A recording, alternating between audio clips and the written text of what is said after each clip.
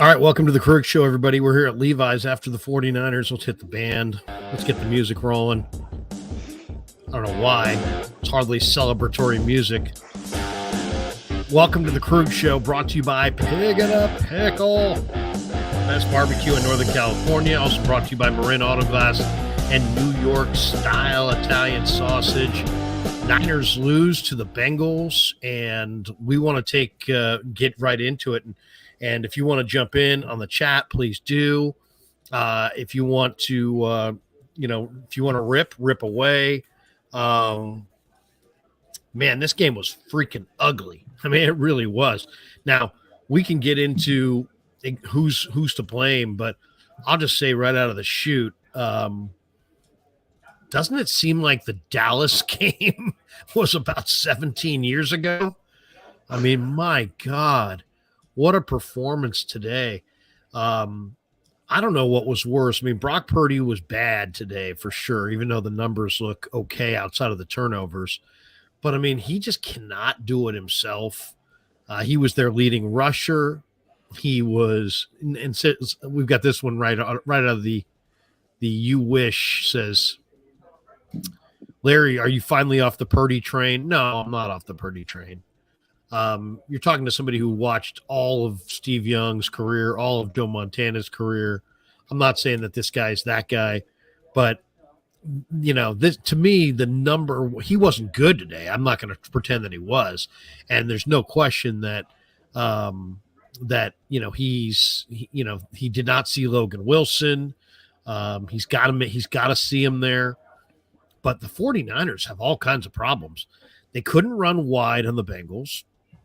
They could not run between the tackles without drawing a penalty.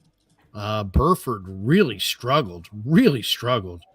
And then defensively, guys, I mean, to me, we can talk about Purdy and we will. And I'd love to know, there's a couple things I want to know from you. What was the number one reason they lost today in your mind? Was it Brock or was it the defense? That's one. Two, the trade deadline's coming up in a couple days. What do you want to see from John Lynch? What should John Lynch do to try to get this thing back on the rails? Because they look bad. I mean, they look really bad defensively. Joe Burrow had anything he wanted. I mean, Joe Burrow in the first half of this game completed 93% of his passes. Joe Burrow in the game was 28 of 32. That's almost 90% right there. That's 88% of his passes he completed in this game. The Bengals on paper couldn't run the ball and couldn't stop the run, and they did both in this game. Now, the Niners ran for 4.9 a carry, but, I mean, Purdy was their leading rusher, and it wasn't like they ran at will. The Bengals have not been able to run the ball at all this year, and they ran for 5 yards a carry. Jamar Chase caught 10 balls on 12 targets. T. Higgins caught all 5 of his targets. They never once stopped him. Tyler Boyd caught all 3 of his targets. They never stopped him.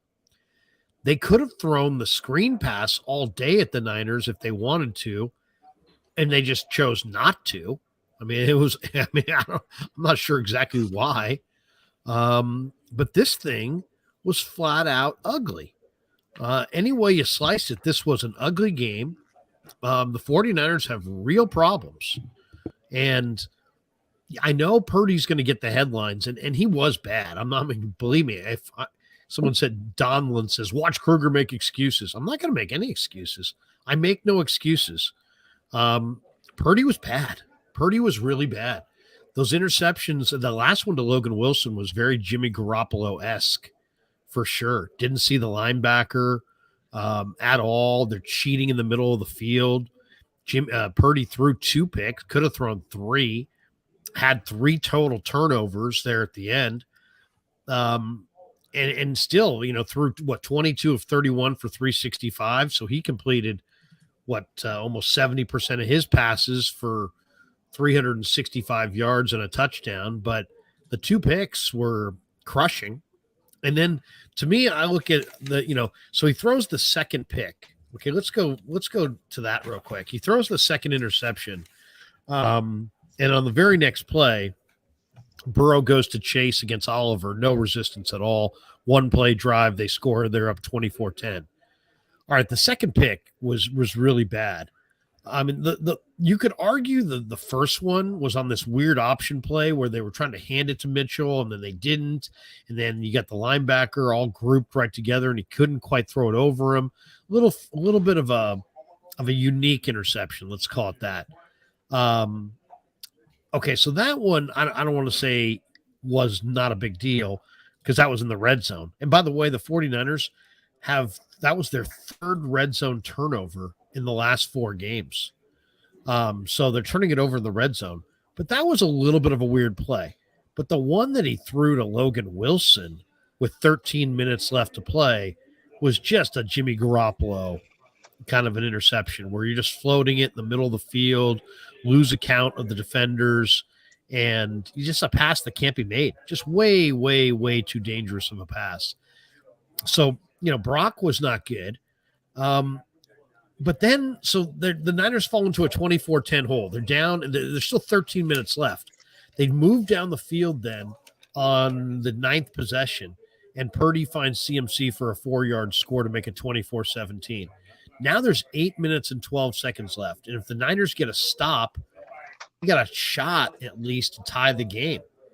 Instead, it's Burrow to Irwin for 21 yards. It's Burrow running for a first down. It's Cincinnati going from their own 22-yard line, driving all the way down the field and scoring on a Mixon 5-yard touchdown run to put the game out of reach, 31-17. And I know there's some communication issues with Wilkes up in the booth, and I know in the last game that Warner wanted to talk to him, and he had to go with like an intermediary, Darryl Tapp, because he can't talk directly to Wilkes.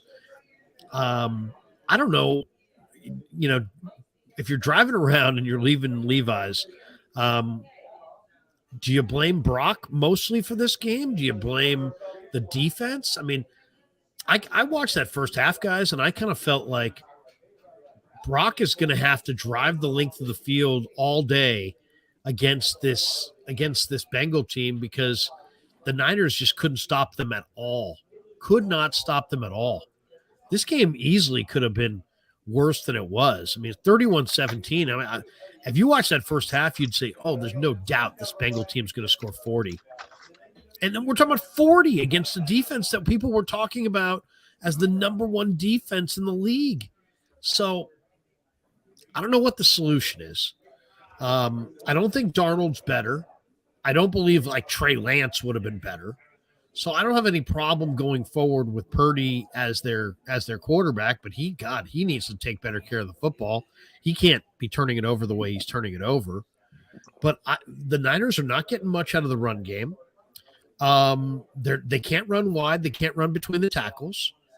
Ayuk had a ball hit him in the face mask that he dropped. So, you kind of wonder about his receivers right now. But then on the other side of the ball, Bosa's doing absolutely jack shit. He's doing nothing at all. Drake Jackson's a great guy. Drake Jackson hasn't touched a quarterback since week 1. Armstead got fired up and got a couple sacks, but when the Niners signed Hargrave, I thought, man, this could be jailbreak on the quarterback. They're going to be sacking the quarterback left and right. They don't even have a pass rush. Greenlaw's playing hurt. Warner and Greenlaw look worn out. The DBs the coverage is incredibly soft. D'Amico always seemed like he had an answer for what, teams were doing to the Niners defensively. Wilkes has no answers. All right, I'm gonna let you guys jump in here because I'm just so disgusted, but I want to hear what people have to say. Obviously, Brock was terrible today, and obviously the defense was as bad or worse. And we've got the trade deadline coming up in the next 48 hours. Is this season gone? I mean, it's amazing. This team smoked the Cowboys 3 weeks ago, and now they've gotten lit up by they got, I don't know, lit up, but I mean, PJ Walker and the Browns beat him. Then Kirk Cousins lit him up. By the way, Kirk Cousins done for the year with the Achilles today. That was sad. And now Joe Burrow, absolutely. I mean, it was amazing what he was unstoppable today.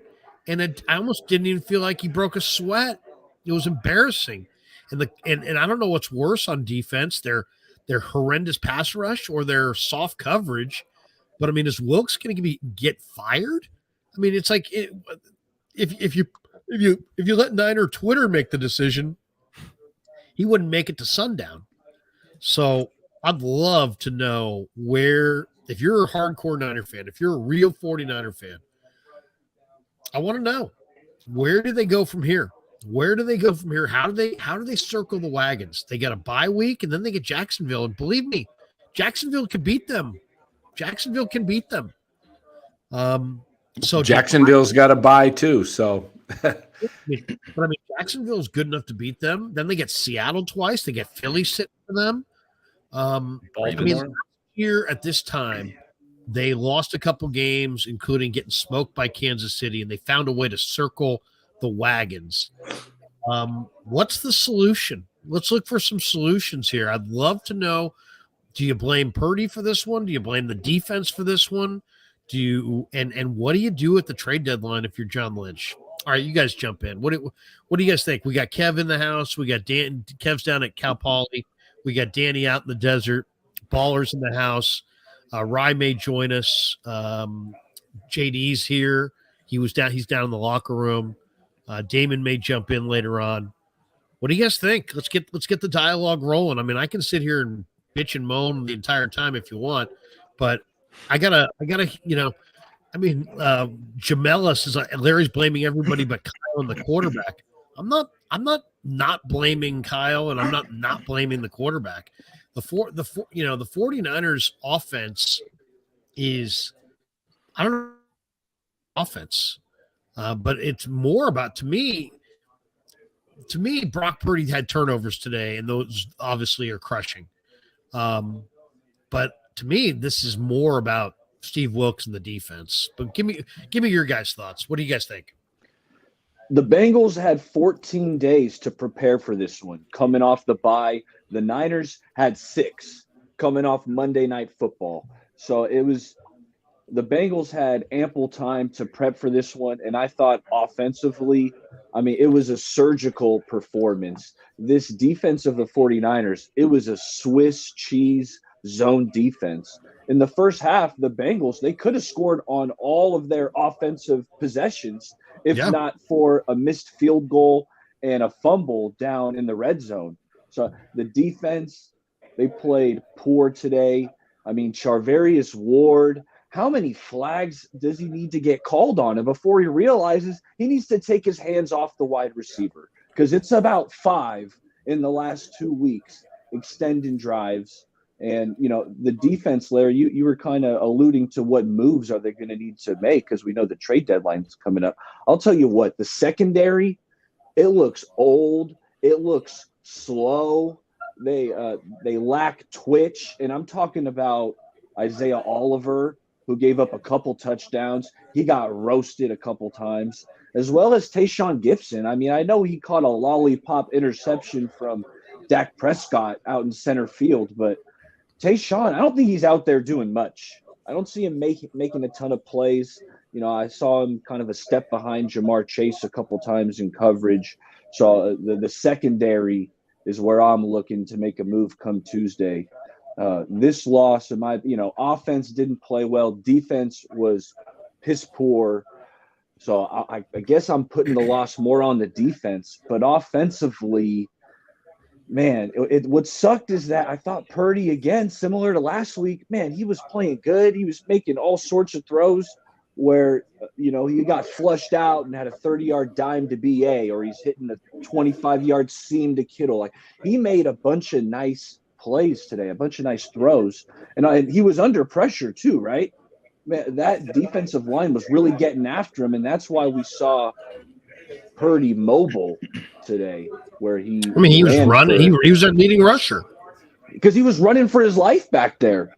Yeah. the defensive line's getting in the backfield, Hendrickson and Hubbard and these guys. He's running for his life. I thought he made some plays, but the interception, especially the one, it was 17-10. I was really feeling like the Niners were going to drive down and tie that game up there, got down into the red zone. They got the ball around the 10-yard line. And you mentioned it. I believe that play was supposed to be a run to Eli Mitchell, but that whatever the exchange didn't go right, whatever happened. And then Brock ends up throwing the pick to Pratt, which, it was a nice play, but Purdy, you can't let that happen. Change your arm angle. I think he had to drop down to a sidearm anyway. Pratt makes a play, and that was a pivotal, game-changing turnover. And even if, but then they got the stop. Then they get the stop. They forced a punt on the next series. I mean, I that was a bad turnover because it was, they were going in for the score, but the next one was worse. Well, the first one stunk because even if he had completed that pass to Mitchell, it would have been what looked like a touchdown, but there was ineligible man downfield. So even that would have been called back. Yeah. I thought both of them were terrible. Purdy definitely deserves blame in this, but I mean, Joe Burrow completing 19 passes in a row. Like, how does that happen? And he's not dink in a row. It's not dink and dunk. He's throwing downfield, and he's completed 19 in a row. Jamar Chase, Higgins, Boyd, they were just tearing them up. And this defense has a lot of talent on it, and it's kind of scary to see them just get destroyed like that in the first half. They kind of changed it around in the second half, but still, I don't know if they're just one player away. There's something's fundamentally wrong with their defense, at least in this first half. Would you dump Wilkes? No, you can't make a decision like that in 1 week. No, you don't think it's that. You don't think you don't think that's the solution. Who do you replace him with at this point? You interested? Well, it's got to be somebody in house. Dan's going for the GM. Dan Coach Emilio is now the defensive coordinator. You think Steve is disconnected?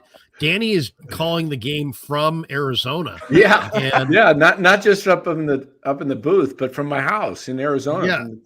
Hold on, Buster just barked.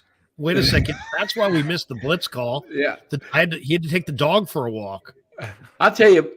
Here's my criticism. First of all, the defense did look pathetic. It was very, like Baller said, Swiss cheese. There's too many, and I think there's dissension within the players feeling a lack of confidence in some of the calls because you're hearing that. Anytime you hear like Boza say something or guys are still talking about, D'Amico, you don't want to hear about last year's coach when you're in the middle of a season. That tells me there's a level of frustration in its communication. Number two, I'm usually not very critical of Kyle. I'm very supportive. I thought a few things today. Number one, 4th and 2, 4th and 3, kicking field goals or punting at times when you can't stop Cincinnati and you're going to have to score every possession almost. And I thought he was pretty passive on some of his calls. I thought the drive in the fourth quarter when they got the ball with 12 minutes, I thought they should have been going hurry up because I thought they needed at least 2 more possessions. They were down. They're still huddling. Yeah, what are they doing? Taking their time. They ended up scoring on the play, but they took 4 or 5 minutes.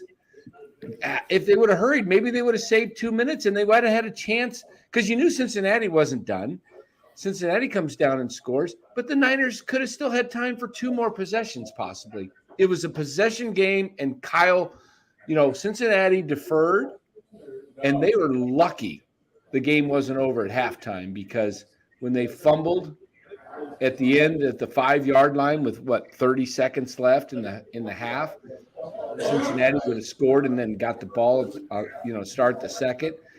But that turnover gave the Niners life, and I thought, shoot, is he going to down it? Do something. He actually surprised me, and I was glad he did it. He took a shot down the field. They were 3 seconds away from maybe getting the 55, 60-yard field goal attempt, but they didn't have timeouts. I just thought everything. It's, Kyle using up 3 timeouts in the first half that were like meaningless type timeouts. They weren't timeouts to save a drive. They were right. And they could have used an extra timeout at the end of the first half. So I thought Kyle was off his game today. What's your guys' thought on this? What I noticed is like Brock plays really, really well, and then it just snapped. Like he's thrown 4 picks in the last 2 games, and before he starts throwing the picks, like I'd argue that in the first half he was the reason that they kept him in the game. Like he was playing really well in the first half, and then all of a sudden the picks come and it just goes to shit. So that's kind of concerning, just the way it switches for him. Part of it, I think when you're such an anticipation thrower like Brock is, occasionally it can get him into trouble. Maybe some of that happened with that second pick to Logan Wilson, where he's relying on BA to be at a certain spot, and then Logan Wilson just makes a spectacular play just by changing direction. I think the anticipation might lead to an extra pick or 2. I also think that defenses are starting to drop their backers more and make Purdy throw that perfect over-the-top pass. And when he does that, there's not a lot on that ball because he has to kind of loft it and make a perfect throw, because the Niners run these routes that are between the zone.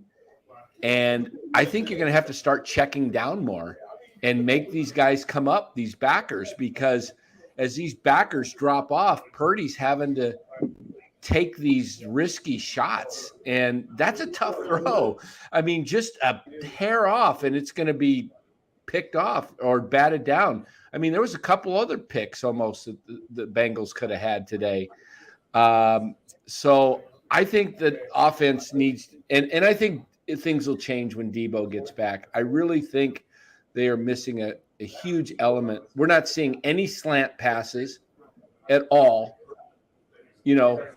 They're deep passes over the middle or timing routes, and Brock's, throwing the ball to a spot because he doesn't have the arm strength to wait and fire it in there. He has to, like Eric said, he has to kind of time it and throw it before the receivers broke his route.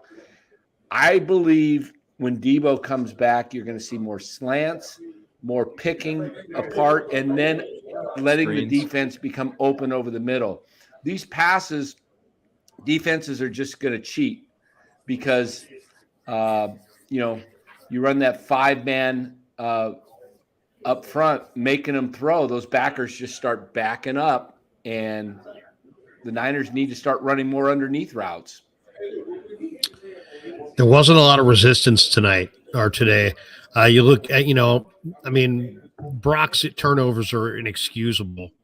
But, here's the thing. I'm not going to excuse it, but we saw Jalen Hurts throw 3 picks against the Jets a few weeks ago. It's funny.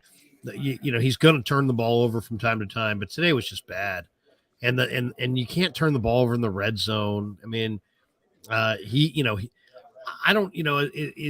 People are banging on me because I've said that he's the guy long term, and now people are like, oh, he's not the guy long term. Well, I don't know. I don't know if he is or isn't.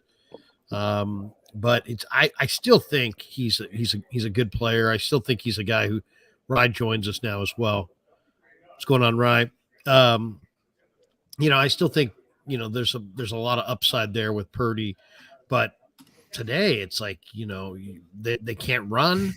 And I'm watching them try to run wide, and it's like clearly the Bengals were faster, and then you see them trying to run between the tackles, and they couldn't run between the tackles. Purdy was, keeping them alive with his scrambling.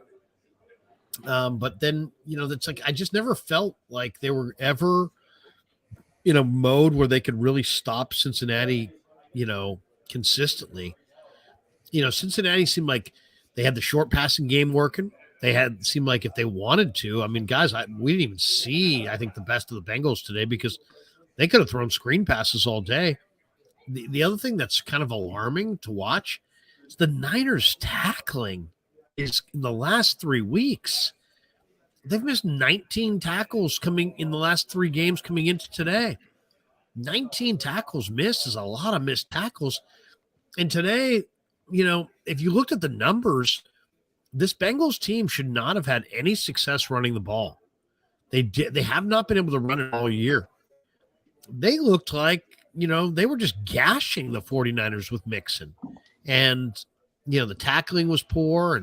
And it's like when the Niners got Hargrave and you thought, okay, they got Hargrave and Armstead and Bosa and Drake Jackson, maybe trade for Randy Gregory. Oh my goodness. They're going to be no fun to block. Speaking of Gregory, I didn't even see him out there today. He had one nice play against the run that I saw, but yeah, he didn't do much.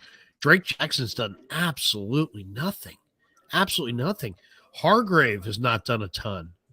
And then I'm looking at Greenlaw. They seem like they're the only guys who make tackles against the run. It's the coverage. Mooney Ward and Deommodore Lenoir and Isaiah Oliver. I mean, I'll say this. It's like they need help on their pass rush, but if they come out of the bye and out of this trade deadline and Oliver, Lenoir, Mooney Ward are their top 3 corners, they're done. They got to have some better coverage than what they've had this. They got to find somebody who can cover better. Jr. I don't know what the answer is, but their top 3 corners don't cover. Do not cover. Now Chase is the best, but I mean Higgins. I mean there was no resistance. They couldn't guard Trenton Irwin today. That was a big drive there after the Niners. Which one was it? Let's see. In the when the 24-17, and then the first 2 pass plays went to. And next thing you look up and you're like, wait a second, they're on they were on their the Bengals were on their own 2 pass plays to Trenton Irwin later. They're basically at midfield. So I mean, forget Chase, forget Higgins. They couldn't guard Trenton Irwin. So and I just kind of wonder too about the combination of, it's a rush and cover game. They're not getting a lot of rush, but I mean the coverage is poor too. And it's like, I would almost like to see them, I would rather have seen them hug up on the receivers and have Burrow throw it over their head, and roast them for a touchdown. Play the kind of soft coverage where the ball just moves up and down the field. Ryan, what'd you think? You jumped in last. We've been bitching and moaning about Purdy and if I say the number one reason they lost today, Rye, what do you say? I guess I would say first half defense. First half defense? First half defense, just because, I don't know. With the Niners, I mean, we all saw that kind of crazy stat, like the Niners, whatever, trailing into the 4th with Kyle, not very good. I mean, they... Now 0-30? Is that not very good? 0-37 now. I thought it was 0-30. I thought they were 0-29. No, somebody had a wrong stat. I thought they beat the Rams at the end of 21 behind in the 4th quarter. No, there was somebody counted Kyle as offensive coordinator and assistant whatever. So that wasn't the full stat, but there was some context to it. It was Belichick 2-25, blah blah blah. But they want to get up early and control this game. So they haven't had a lead in either of these games, have they? The Vikings game or the Bengals game. It's like they need the early stops. They're kind of a front runner team. I hate to say that, but they cowboy don't behavior. Feel like they're going to come from behind in the 4th quarter. No, I don't really think so. Although, I hate to say it. I mean, when I think back to the bank, I mean, there was when Jimmy was at his best, I believed in him to come back at the end of the games. I believe in Purdy to come back, but this was, I mean, that was just a freak play. That first interception, I can't really. The first one was a freak play. The second one was a Garoppolo pick. Yeah, when you're starting to throw Garoppolo picks, that's when it's like, oh man, really? Yeah. But at the same time, I guess my biggest question, like coming out of this game, is like, have they hit rock bottom yet? Like, are they going to slide further? Because they have, they're at the Jaguars out of the bye. They Who haven't are been also coming off of a bye. Who are The also Jaguars. also coming off of a bye. They haven't been spectacular after buys. But this is a trend. It happens every year. They absolutely lose 3 or 4 dumb games at the beginning of the season. Grant Cohn says that the quarterback is trash, and national media says that this team is, bunch of pretenders and they're not going anywhere. Then that's usually when I bet on them to make it to the NFC Championship or to win the NFC Championship or Super Bowl.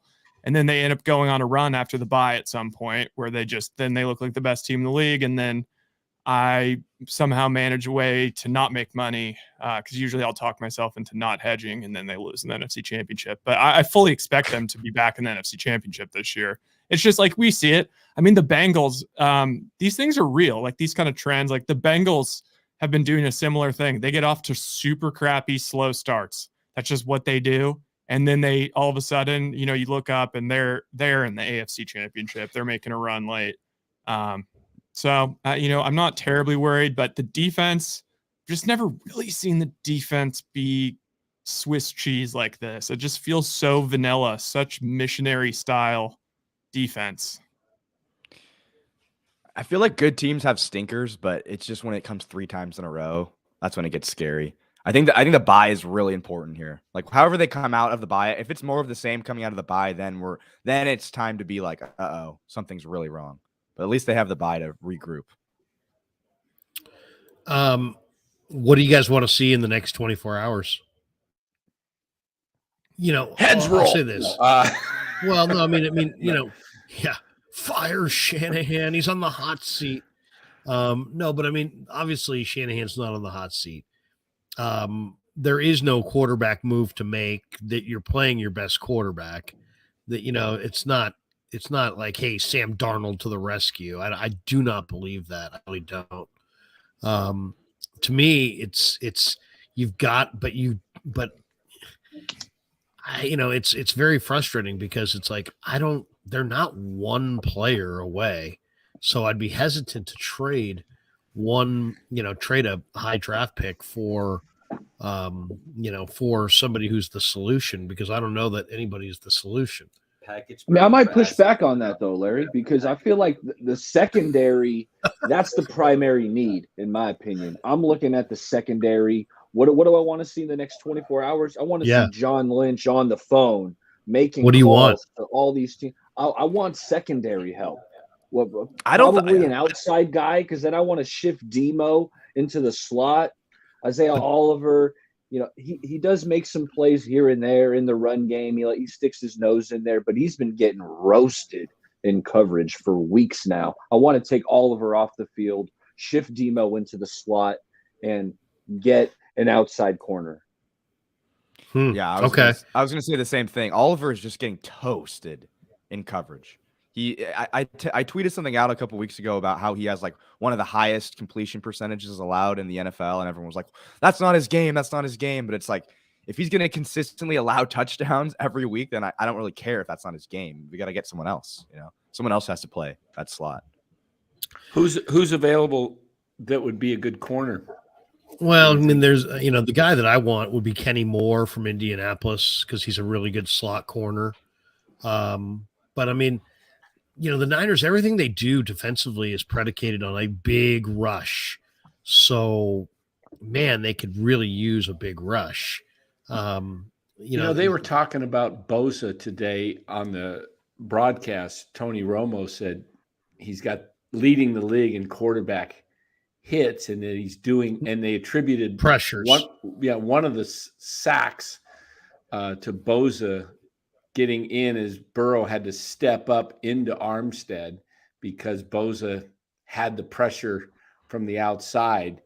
And they were saying, but he only has 2.5 sacks, but don't let that fool you. I don't know.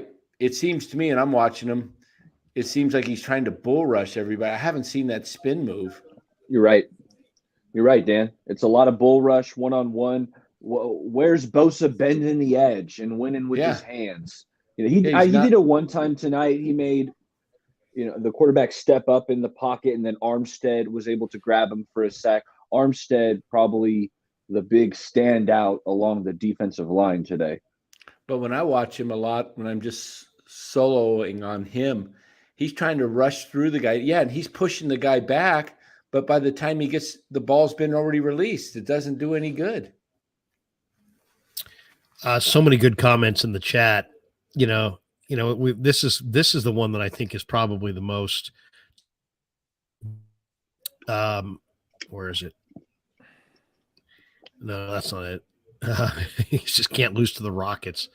No, wait, hold on a second. People are with their thoughts so quickly. Dord says everything is being exposed. It's kind of true. It's like they don't have enough rush. They don't have enough coverage.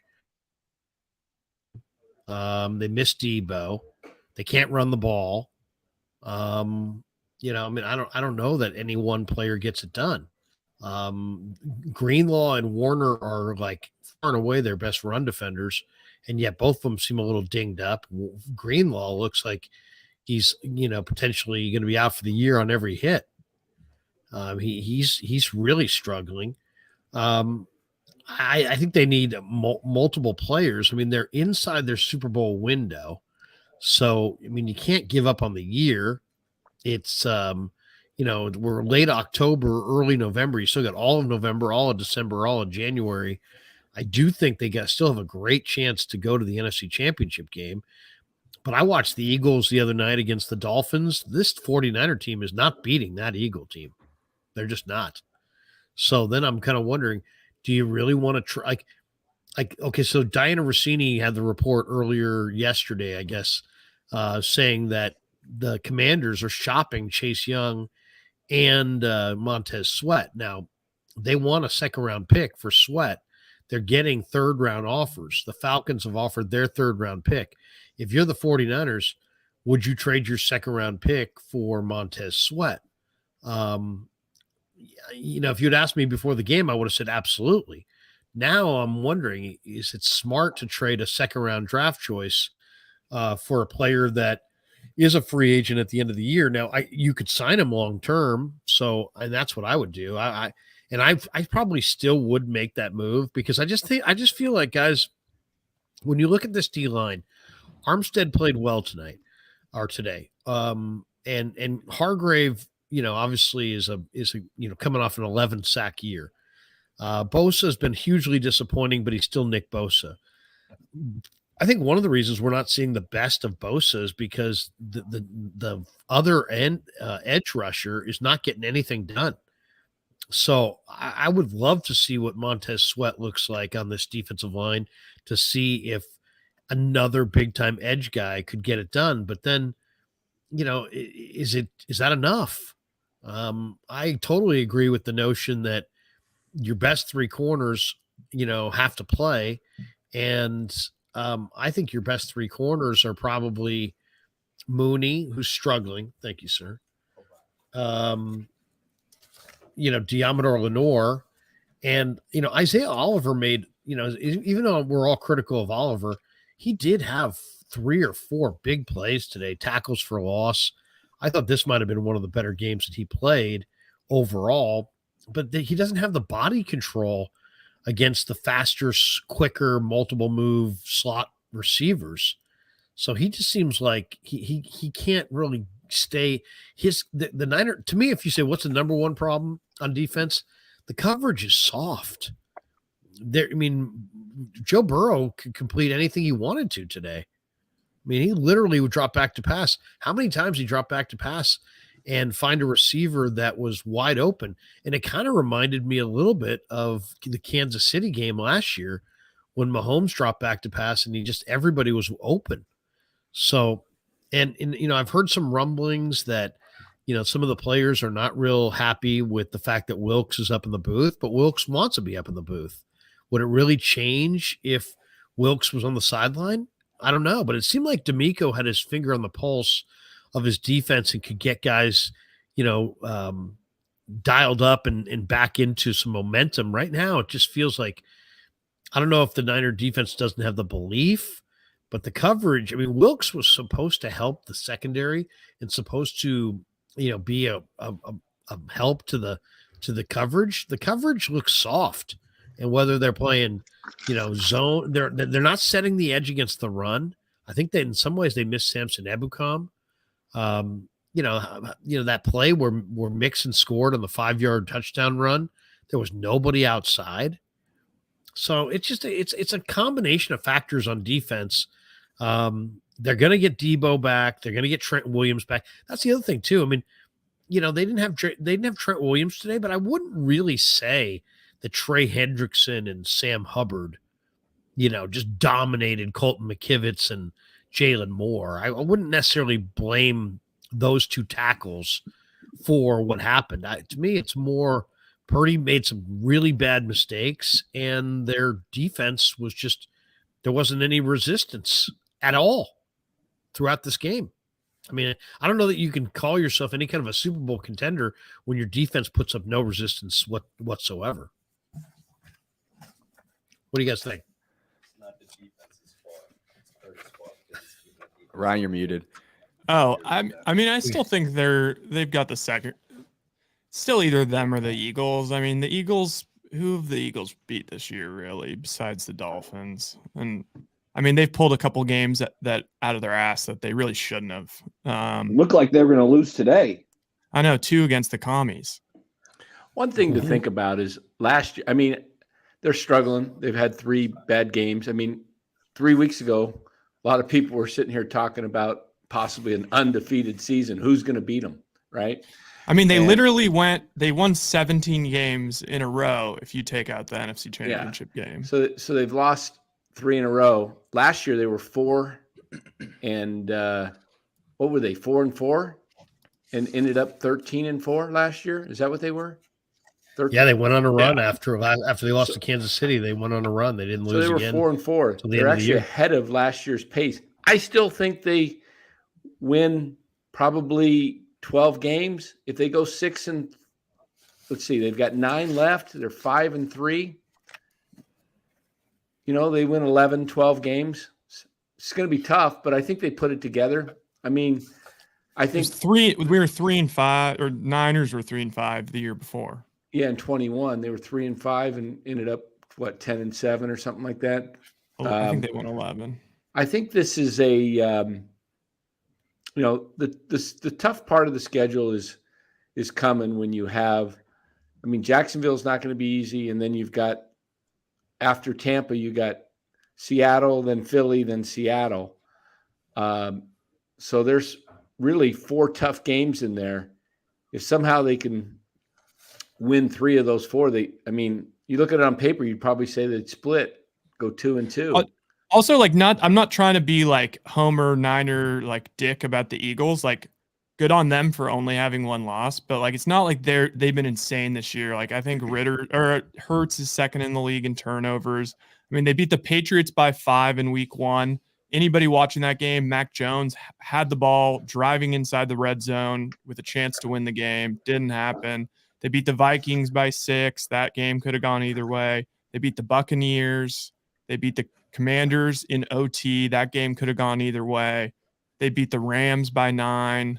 Then they lost to the Jets, and then they beat the Dolphins. But the difference 14. is they're finding ways to win. No, it's true. It's true. They're coming back from behind. They can score quickly with Brown and Smith. Yeah, I mean, that's the difference really between the two teams is the Niners kind of can win. There's kind of one way this Niners team wins, and it's dominate. They get up, and then the defense is on the field for not that much during the game, and the pass rush is all spry, and they're getting home, and the defense looks like world beaters, and then they're just winning 30-10. I had a guy walk up to me in the press box. He says, hands me a sheet of paper with his notes on it, and he said, Maserati says sell Purdy now while his value's high. Get as many assets as you can in return before you pay him too much money. He says signed East Coast finance Philly guy. We also have this one. This is kind of interesting. This was Nick Bosa, guys, after the game. And he says, and someone asked him, can you describe the level of frustration in the Niner locker room? He says it's definitely at a high this year. The good news is we've been here before. We've had pretty good results. There's a lot of silver linings with who we have in the locker room. We just need to play better. Then he said, someone asked him about how was Brock Purdy after the game. He said he took ownership of his mistakes. He did play awesome except for a couple of plays. I think a lot of people on this team feel exactly the same way. Christian McCaffrey, or an interesting quote from Mike Hilton from the Bengals. The Bengals guy said, he said, we knew the offense was we knew who the offense was going to run through. They were missing Debo, and he said we were expecting McCaffrey and Kittle to get the bulk of the touches, and we did our jobs and slowed them down. So there you go. And then McCaffrey was asked as well after the game about what Kyle had to say, and he said Kyle doesn't say a lot after the games because he's a pro. So he watches the tape and always coaches off the tape. So we usually have a good meeting the next day, but he knows that we'll be ready to go. So that's just some of the stuff from the locker room. They're in a tough spot because it's like anything else, guys. When you win, you're not as good as you think you are. When you lose, it's not quite as bad as you think it is. But right now, it looks bad. I mean, right now they couldn't stop the run. They couldn't stop the pass. The coverage was soft. The pass rush was non-existent. Purdy's turning it over. They can't run to the edges. They can't run up the middle. They're missing some of their weapons. A couple more notes from the locker room here. So they're frustrated. They're frustrated. Burrow had 19 straight completions. How do you explain that? Eric Armstead said, I didn't know he played that well. They have a good scheme. They run an RPO. They come out and see what formation you're in. If it's a light box, then they're going to hand the ball off and look at your coverage. It's kind of a check with me system. When he comes out and looks at your formation that you're in and decides if he wants to hand the ball off or pull it, and he's got an idea of where he wants to go with the ball, and he knows our coverage, knows his own coverages. He's a great quarterback, obviously. I think he's the highest paid player in the league. They beat us, and he's a good player, and he got after it today. And then he was asked, how would you describe the mood in the locker room? This is Armstead. He says, I think it's a mixed mood. My mood is we've been through worse in this league. 3-4 last year and 3-5 the year before. And we knew we got towards the end of the year. We got towards the end of the years in both of those years, putting those things into perspective. And we have everything we need to be successful team-wise. We have all the players going into the bye week. I feel like would be good for us to get some rest and get back on track and get back to dominating. So there you go. It's I tweeted out at the end of the first half, I'm like, the Bengals offense is carving up Steve Wilkes' defense with total ease. The short passes, the screen passes, the mix and runs, they're gutting the 49er defense. I said, better try something new or the Bengals will score 40 on this defense. They almost did. So it was a team loss. I mean, I'm going to read some of the supers here because we got them starting to add up, but there's just a lot of frustration, I'm sure. Let me play you this one. This is kind of an interesting one too. This is Christian McCaffrey talking about Purdy's stretch of games where he has struggled. And it has been now a couple of games that he has struggled in. And, that's one thing that's a little alarming too, is that Brock has struggled in what now? He played well against Minnesota, except for the turnovers. Today, the turnovers really hurt the 49ers. Said this badly. from the jump. And Here, let me rewind this and you can hear this. This is CMC in the locker room on Brock Purdy. Here it is. Brock's been so good through 5 games. I mean, barely made a mistake. Now the last 5 picks, I think, in the last 3 games. What do you see from him going forward? Yeah, this is, I think that I've said this from the jump, and most people might agree, might not, but the head coach, quarterback get way too much credit, way too much blame. You win as a team, you lose as a team. We're not in that game without Brock, other than obviously a couple of plays. He played really well. But each player has to be equally as hard on themselves as anyone else. Oh, yeah, there we go. So that's what we're going to do. And, get some rest and get back to it. Christian, how was he after the game? Fine. Absolutely fine. He's a winner. He's a guy who doesn't blink through adversity. And, we just have to, like I said, you win as a team and you lose as a team. But keep saying that we got the right guys. Brock's been so good. Yeah. So there you go. A little bit of McCaffrey talking about Purdy after the game. That's the frustrating part, guys, is just that, they're now they got off to such a great start. They emphasized coming out of training camp, man, really got to get off to a great start. Then they get off to a great start. Now they've lost 3 in a row, and it's almost like they kind of ruined their great start. They kind of negated their hot start. I mean, things were looking so good. It looked like they were headed towards, a real good battle with the Eagles for home field advantage. Now it's going to be very difficult for the 49ers to, have home field advantage. So very, very frustrating, very frustrating. Here's Purdy. Let's play one from Purdy as well, if we can get this one. I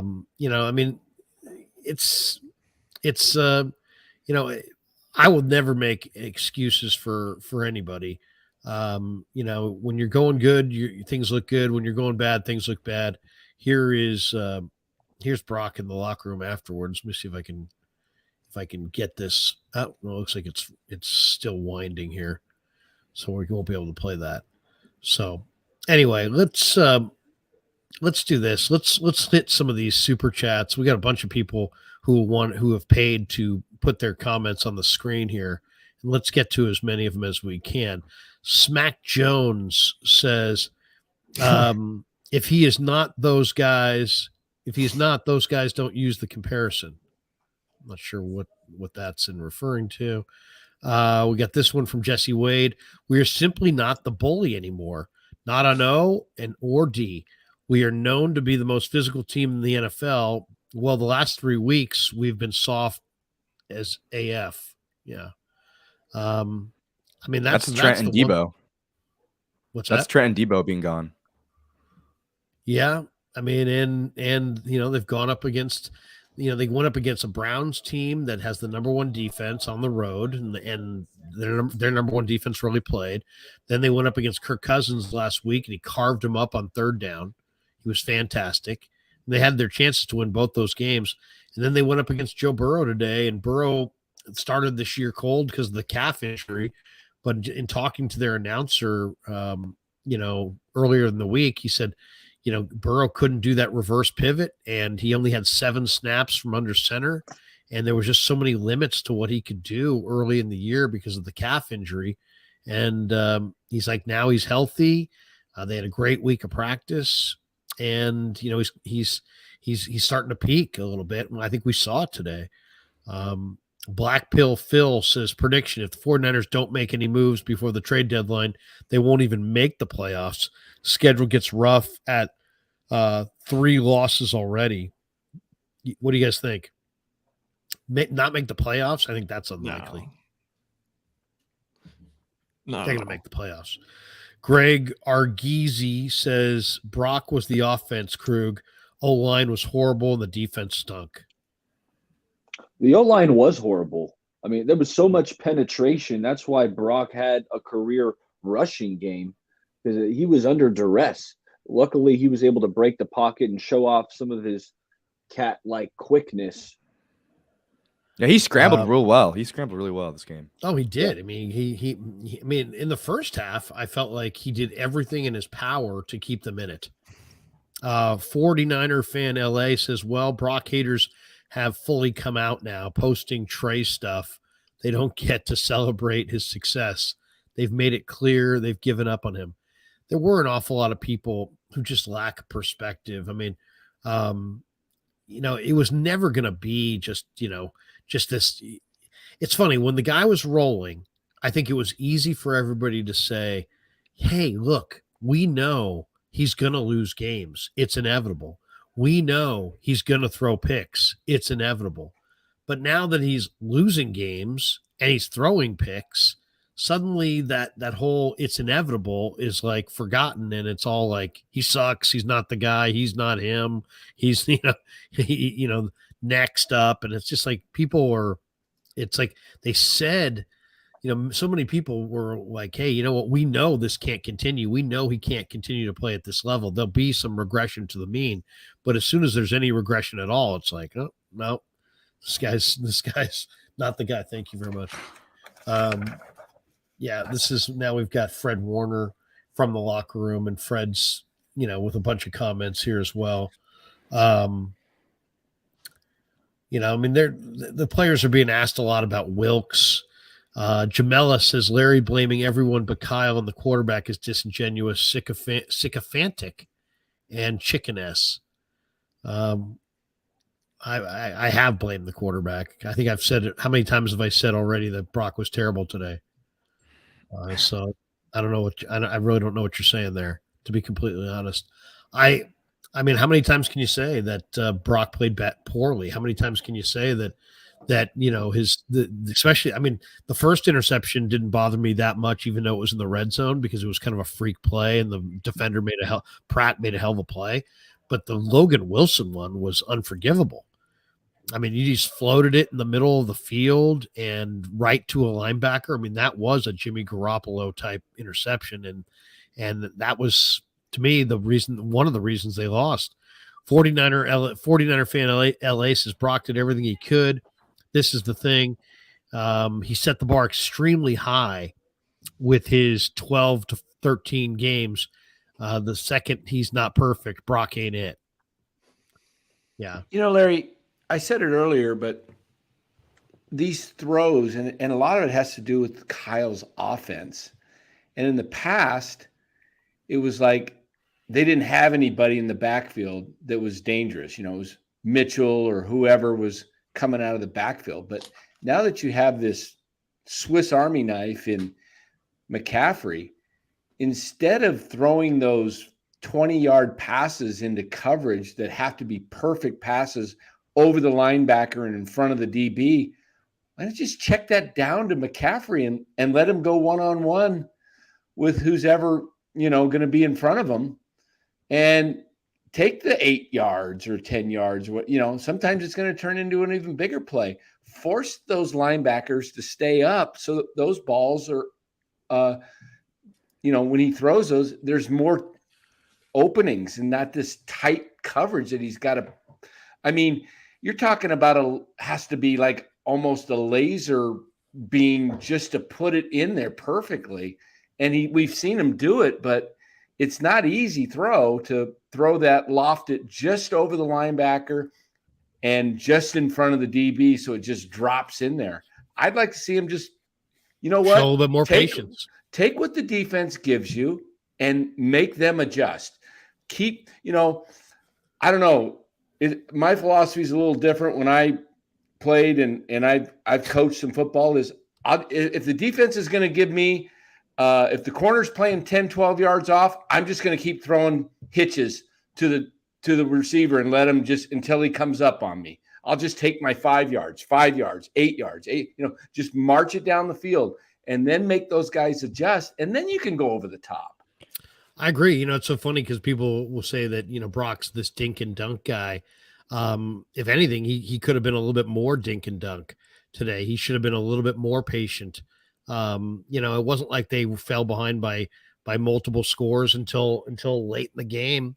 I thought there were times where he could have showed more patience. There were times where his check down was there and he's kind of driving it down the field. You like to see the aggressiveness at times, but you got to take care of the football first and foremost. That's really been the difference. If you want to say the difference between winning and losing in the NFL, it's turnovers. And, there were games where Brock made throws in the past and didn't turn the ball over, and they found a way to win. In the last few games, the 49ers have had turnovers, and those turnovers really hurt you. I mean, there's only so many possessions in an NFL game. Bang Bang says you're not going to make excuses. Then he goes to do nothing but really praise Purdy and find ways to drag down Lance. Who's Lance at this point? And Darnold hasn't played, and then blame the whole team in detail and make excuses for the first INT. All right, bang, bang, bang that. Yeah, Trey Lance is chilling with James Wiseman and Joey Bart somewhere. Yeah. I mean, to even bring up Trey Lance is just loser talk. Matthew Rowley says, I've been nothing but supportive of Purdy, but we're starting to see a trend of him falling apart in the fourth quarter of close games. This loss is on him. I will say this. I don't know if it's on him. It's partly on him for sure. I don't know if it's all on him.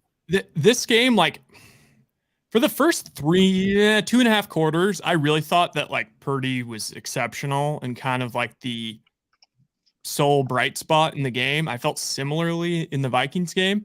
Now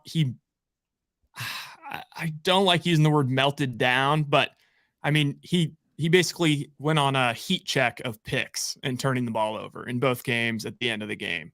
Yeah. And I think like if there's one thing that's kind of been proven, it's like, all right, we kept creeping higher and higher in the Brock Purdy praise category, and we were starting to have discussions about him versus, is Brock Purdy top 7? Is he like it? We're really putting him up there. And I think what this shows is, he's probably more 12 to 15, one of those 12 to 16 kind of guys. Yeah. I feel like it's so hard to give an opinion on Brock right now because it's like he plays so well. And like every throw today that they showed on replay, it's like he's just layering it right in there. And it's like a beautiful pass. And then he just has, in the last 2 games, he just had those like, you can't make that pick throws. And it's just game changing. So it's like he plays great and then he plays absolutely terrible, and you just don't know what to say about it. I just don't know what to say. Well, more than anything, it's like he can't do it himself. So you start taking away his weapons, that hurts him. You start, they can't run it. They fall behind on the chains. He's not a guy. He's not going to be able to lift the entire team on his shoulders. They're not playing clean football. They're falling behind the sticks. He's making a number of plays with his legs, with his arm. He made a number of plays today. He threw for 365 yards. What did he complete? 70% of his passes? I mean, think about it. He completed 70% of his passes for well over 300 yards, but those turnovers kill you. Absolutely. You got to prioritize taking care of the football. And if, several things that he does are great. He reads the field well. He takes running avenues. He's got a little bit more escapability than you think, but he's not going to be able to shoulder the load by himself. And, to me, it seems like in some of these games, and Rye brought it up, in the fourth quarter, I think, usually he's been able to kind of keep his head, but you're running for your life, you're taking hits, guys playing 6 days after a concussion. And he made a number of plays, but he turned the ball over. If your negative plays just result in punts, you maybe win the game. But if your negative plays result in turnovers, it's hard to win the game. And the bottom line is, if you told me at the beginning of the game, 49ers are going to be -2 in turnovers, I would give them like a 5% chance of winning. You can't turn it over. This Bengal team is too good. They got off to a slow start, but they're a Super Bowl contender. And you look at them, there's so many teams are like this in the NFL. If you can play the game on your terms, it's a totally different team than if they get to play the game on their terms. You look at the way they're constructed. They don't run the ball. Cincinnati does. They don't run the ball well, and they don't stop the run. So if you can run the ball on them, get a lead, make them play from behind, they're a totally different team. But if they can get a lead and they can put points on the board, Well, then they've got Hubbard and they've got, Hendrickson, and they've got a lot of speed in their secondary. And suddenly, they're really, really dangerous because they can come flying off the edge. And then Burrow's in such lockstep with Jamar Chase that, he can make a number of plays to put the game away. And that's what they did. So, once I saw the Bengals, the 49ers in the first half did zero to stop the Bengals at all. I They had thought there was a very good chance. They had Bengals 11 first downs in the first quarter, which is the most in any quarter since 2006. 11 first downs in the first quarter. Mark Engberg says, here's a donation. Thank you, Mark. Appreciate you. Jay Mella says, 3rd and 1 butt fumble, Juszczyk. Terrible call by Kyle. You talk about the direct snap. Think about it this way. You got a quarterback who's playing 6 days after a concussion, and you want to go quarterback sneak, and you have Juszczyk, so you threw him in there and you tried to, and they got the first down there, didn't they? Is that what he's talking about? Exactly. They got the first down. Yeah, they got that first down. So I didn't dislike that play at all. In fact, to me, that was kind of probably the right call in that situation. Mark Engberg says, Christ, Kevin, would it kill you to make your bed for this? My bad. It's been a long week, man. What's up? What's up with that? I know you're not living at home and mom's not around, but you couldn't make the bed. It's tough when my setup is has to expose my entire living area. But yeah, I know. Rye had Ringo. He could make his bed from time to time.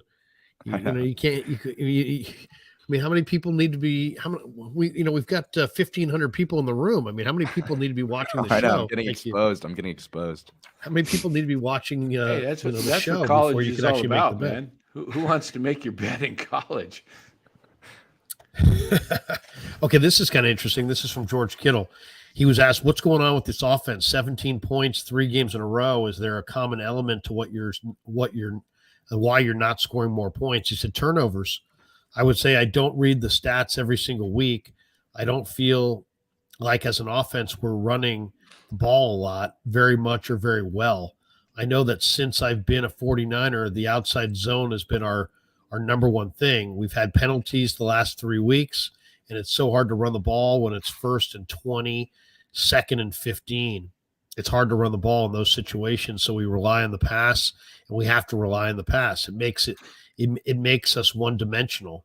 One of the best things we do is run the football. We just put ourselves in a situation where we can't run the football, whether that's turnovers, whether that's penalties, whether it's getting down in the fourth quarter. We have to we have a good, talented football team. We have good coaches, and we're not just winning games right now." And then he was asked about what he's seeing from Brock Purdy. He says, "Brock is the reason we win football games. He is our quarterback, and he's a very skilled football player." So there you go. They're going to back their guy for sure. I know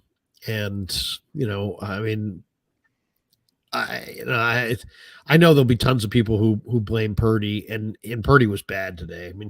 Once again, it's about taking care of the football. If you can't take care of the football, it's hard to win. It's hard to win. We got this one from Matthew Rowley. Wilkes plays too soft, as I've said since the Rams game.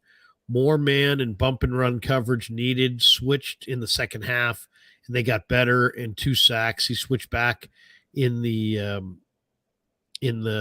fourth, or he says he switched back in the red zone. Is that what that is? The red zone in the fourth, and in the fourth and die some reason. God, Matthew, you gotta. Come on, bro. I can try to work it through, but I can't. That one's right there. It's all over the place. Roberto Davis says Wilkes' defense has been completely solved. I think there's something to that. They've been picking the zone defense apart the last couple weeks. There's holes all over the place, between the linebackers and the cornerbacks, and teams got film. They're picking up on where the holes in this Wilkes zone is, and they got exposed. And I agree with the previous comment that Wilkes did make an adjustment in terms of playing more man in the second half. I thought it helped. But then Charvarius Ward is still too handsy. He's giving out free first downs. He's just grabbing onto guys. I'd be interested to see what the time to throw is on all these passes because it seems like they get the ball out pretty quick. Like I can't think of a time they got burned deep or like a long standing in the pocket and they can't get to the quarterback. I can't really think of that many plays. It seems like since the Rams, like that's been the way to beat the Niners is just keep on with the short passes and just death by a million cuts, you know. We have an absurd number of super chats here. Jeff Taylor says, when is Shanahan going to take some accountability? All he's done is point the finger elsewhere. Do you guys feel like Kyle is not accountable? I didn't think that his play calling was like the reason they lost this game. I think they had 2 negative plays like midway through the third. You know, they punted like twice. It was fine. You know, I honestly, I think, you know, Kyle needs to get together with Wilkes and like, you know, I want to hear what like Kyle, like if he was the offensive coordinator going against this Niners defense, like I want, they need to figure something out, you know? Yeah. And I think they will. Oh, let's go Dubs. And my only criticism of go Kyle ahead, was is this the 4th in a row? Oh my goodness, Curry. He's on a flurry, 4 threes in a row. It's just like they were.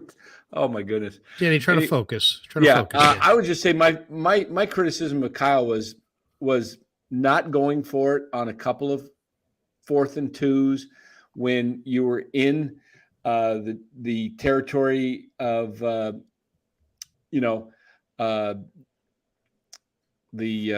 I'm drawing a blank. Anyway, the Bengals, and just the slowdown in the 4th quarter when you down 2 scores. What are you doing? Huddling up, taking your time, like you're. I totally agree with that. It's just like, I totally agree with that. I felt the same thing, Danny. I was sitting there in the upper deck watching that, or in the press box in the 8th level of the Sky Tower, and I'm thinking, why are you huddling up? You're down multiple scores. Speed this thing up. They got a touchdown, and they would have had plenty of time. But of course, it didn't work out for them because they gave up another touchdown. But they just never could get the stops they needed defensively. But yeah, come on. When you're down multiple scores in the second half, get to the line of scrimmage and you know, audible and stop huddling up because I mean, there's times where you got to play fast. Here's Brock Purdy in the locker room or at the podium after the game. When you guys were 5-0, you were making it a point every week to say, I'm not going to let all this attention define me or who I am or how I go about my job. And maybe it's easier to do that when you're winning. But now you've been tested with 3 straight losses. What's your thinking now? Yeah. Obviously, I want to be better, you know, for this team, for this organization.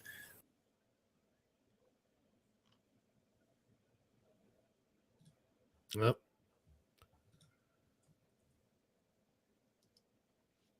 Oh, I guess okay. Well, I guess we're not going to be able to get that, but there was some good stuff there from Purdy, and he's trying to be accountable. He's trying to be accountable. I do think it is funny that as soon as he turns it over, there's so many people, and it's probably just because I've touted him so highly that immediately I get the Purdy. Yeah, I told you he's not the guy. He's not the guy. But it's amazing because, Joe Montana rolled right and found Dwight Clark in the corner of the end zone. I think he had thrown 3 interceptions in that game, and people forget that, it's, these great players. I'm not saying that this guy's Joe Montana, but I'm just saying that, and Joe was in the house today. But I'm just saying that, a lot of times we think of these great players as only being great and never having any adversity. And the reality is there's a lot of adversity along the way, especially for a young quarterback who's just kind of trying to find his way. Pizza Diaper says, Pig in a Pickle getting a run for the best barbecue in the Bay. The Bengals just smoked Brock Purdy into obscurity. Glad we have Steve Young behind little CB. Who's CB? Little. Oh, I got you. Saying instead of BCB, LCB, I get you. Look at that. Pizza man doing his thing. We got this one from Hicks. He says, as much as it pains me to say this, I think our team are frauds. We peaked too early. Wilkes needs to get his ass off the field to light a fire, get his ass on the field to light a fire on his defense. Third downs are automatic against this defense. What do you guys think? Should Wilkes leave the booth and start coaching from the field? You think that's a viable complaint? Do you want to hear the numbers in the last two games? The numbers Yeah. in the last two games between Kirk and Burrow, 67 of 77, 661 yards, 8.6 yards per attempt. That's like over 67 completions 87%. and 10 incompletions. Yeah. That's a problem.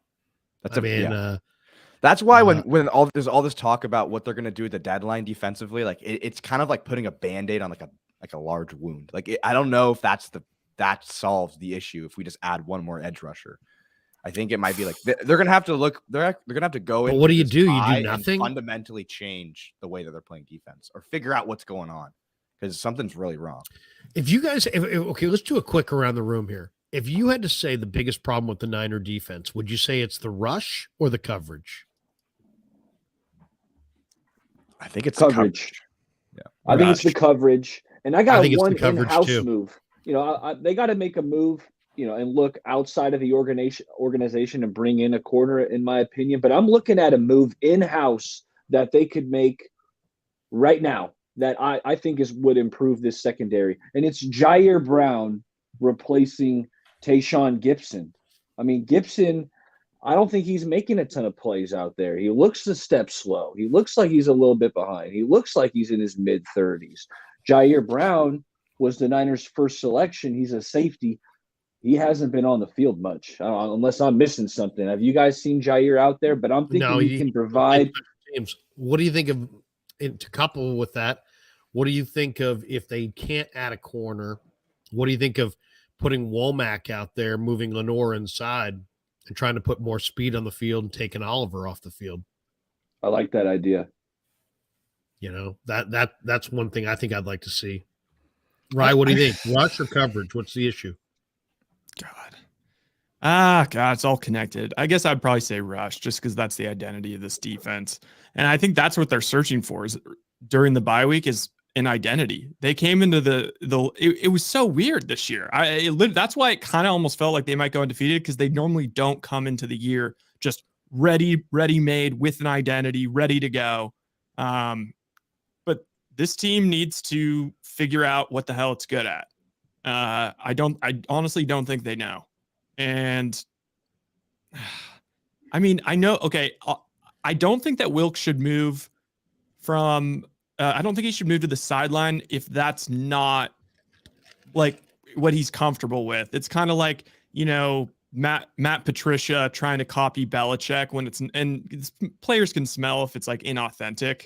So I don't really think that would work. That said, I do think they miss some of the motivational sort of shit. Like, you can say, oh, it's the NFL. Like it's on the players. If they need to be motivated, and then you got an issue. But it's like, well, then what the hell was the last 20 years of Mike Tomlin's career? Because that guy doesn't call offense or defense. And all he does is get his team to show up in the biggest spots whenever they're counted out. He always fires the boys up, and you can just count on it. You can set your clock to it.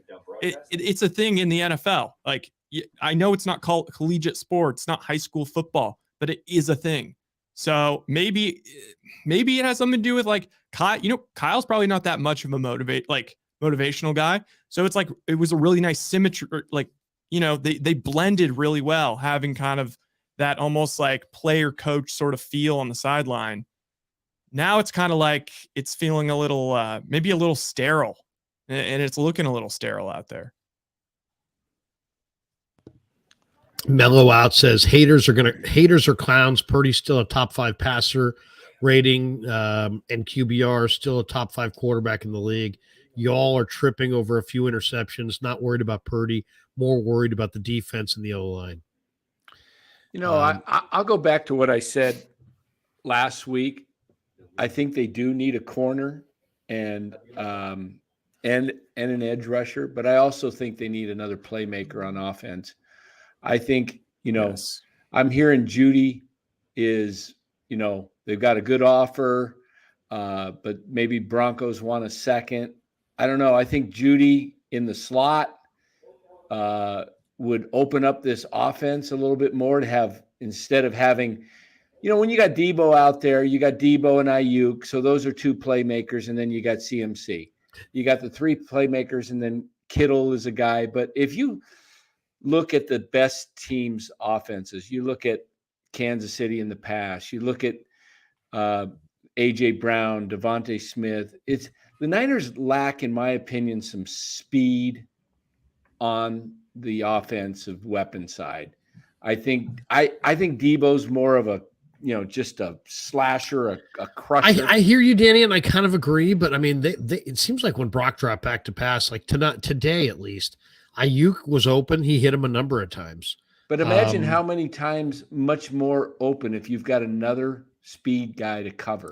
The only thing is, Dan, is like how many, you're not going to empty all your picks, right? So you're going to have to kind of pick and choose, like, what's the priority? I'm not saying you're wrong. Maybe Danny Gray's the answer. Is he ready to come back after the bye? Some of these problems are going to have to be solved from within. There's no question about that. Mark T. Engberg says, Kevin's prominently featured canister of Febreze is not enough to take the stink off this defensive backfield. Like an ad placement. Sponsored by Febreze. Febreze brings you the Krug Show. This would be a good time to thank our sponsors again. MarinAutoglass.com, 415-883-3030, New York style Italian sausage. And of course, we're brought to you by Pig and a Pickle, the best barbecue in all of Northern California. Check them out in Emeryville and Corte Madera. And of course, Underdog Fantasy is our sponsor as well. Check that link in the description and check out my picks this week for Underdog Fantasy. Matthew Rowley says the first interception was an option run that was busted. Purdy needs to know that throwing that ball isn't an option because it is going to draw the flag. Yeah. I mean, that was a mistake. Those, really the mistake on that play was the spacing. The spacing was just all wrong. I mean, there was no room there to make that play. You got to throw that ball away. Mike Monahan says, do you think they are holding back to peak at just the right time later in the season? They're definitely not holding back. Yeah, I think they're intentionally trying to lose these games to kind of surprise people in the second half. Yeah, that makes sense. Create adversity.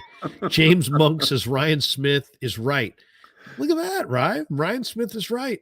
That's West Coast Smitty, by the way. Check out his YouTube channel. Ryan Smith is right. They will get hot, but will fall short because of bad quarterback play when it matters. Same as last 12 years. Blame who you want, but it's obvious. Okay. Here's something that's kind of interesting. The last 2 weeks, they've turned the ball over inside the 10-yard line. They got 5 turnovers in the last couple of weeks, right? And then the Purdy interception. I mean, even though there was an illegal man downfield, if you had got that ball back and punched it in, wouldn't that have tied the game at that point?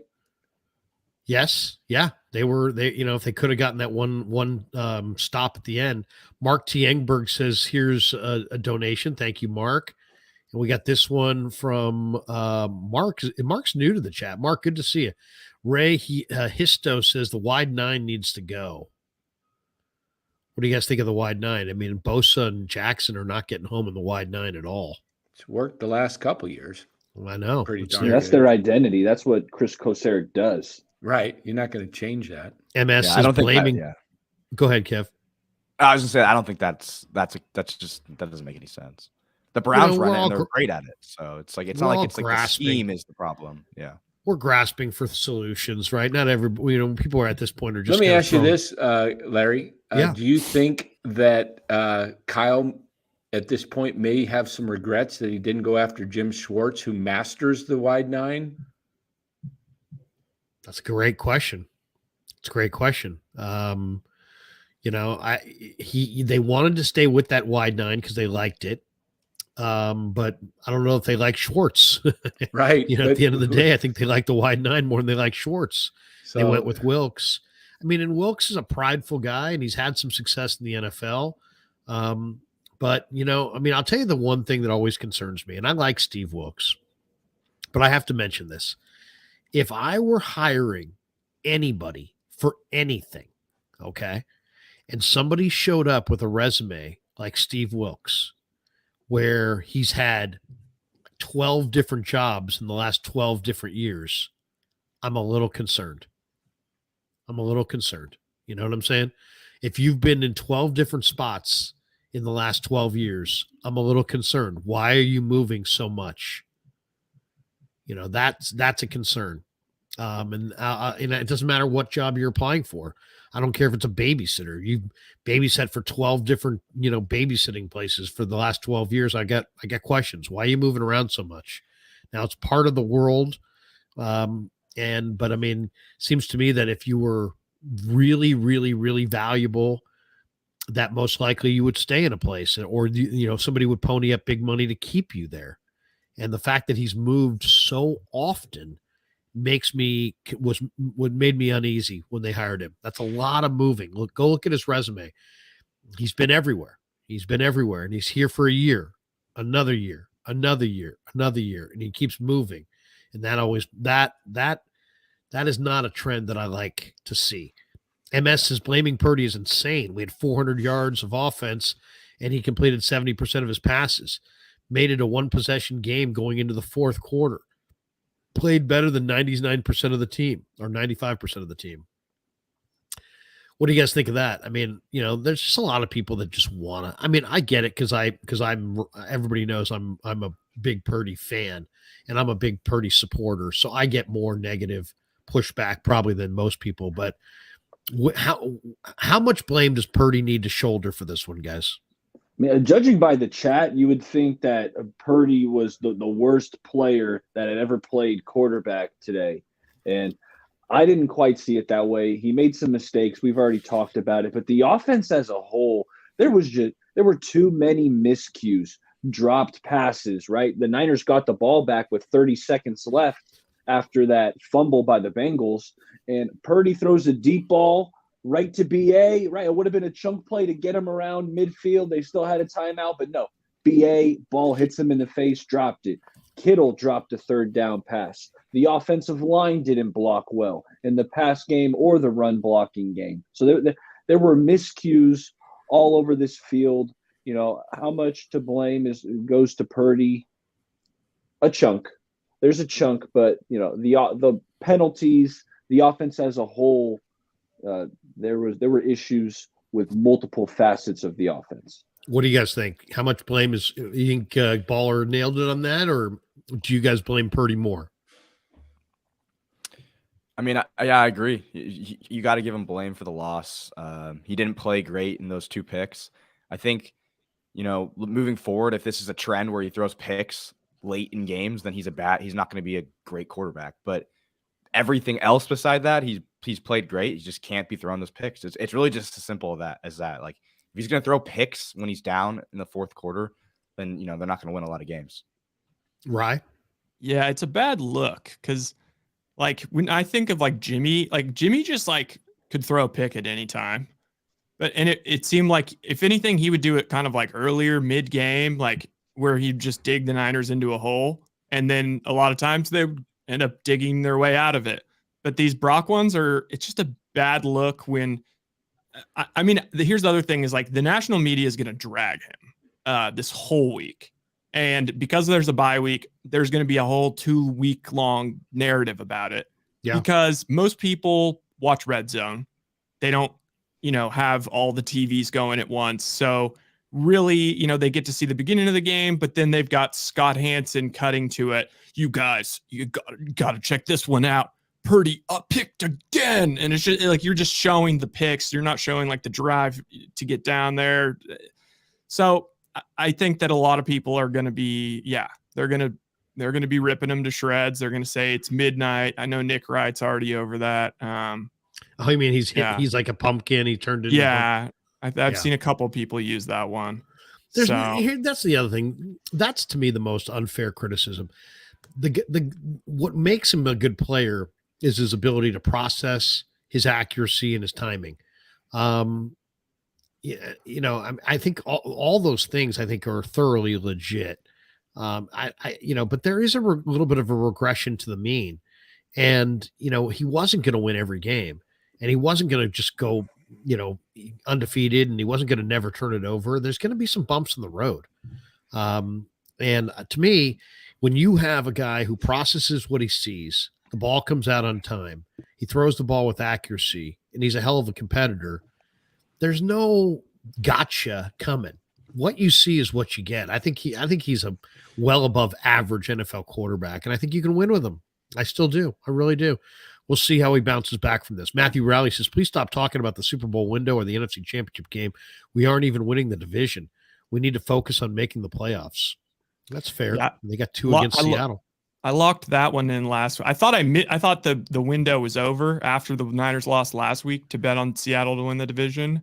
Still 4-1, even though they both had the same. Niners had one less loss. Yeah, I mean that easily could happen. Seahawks definitely could win the division. Daza says a lot of people are going to play Wilkes, are going to probably blame Wilkes, and he's definitely part of the issue, but he can't tackle for the players.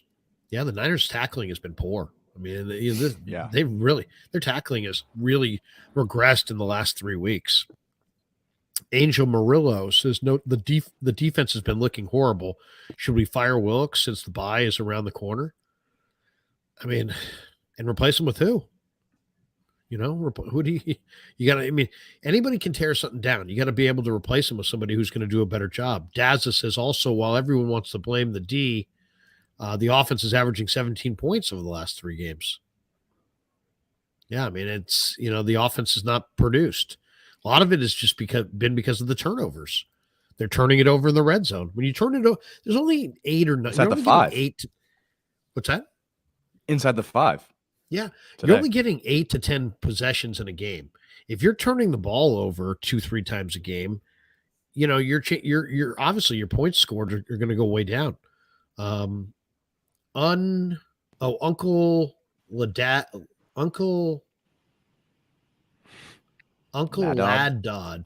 says the goal is to win your division and see what happens after that. The season isn't over yet.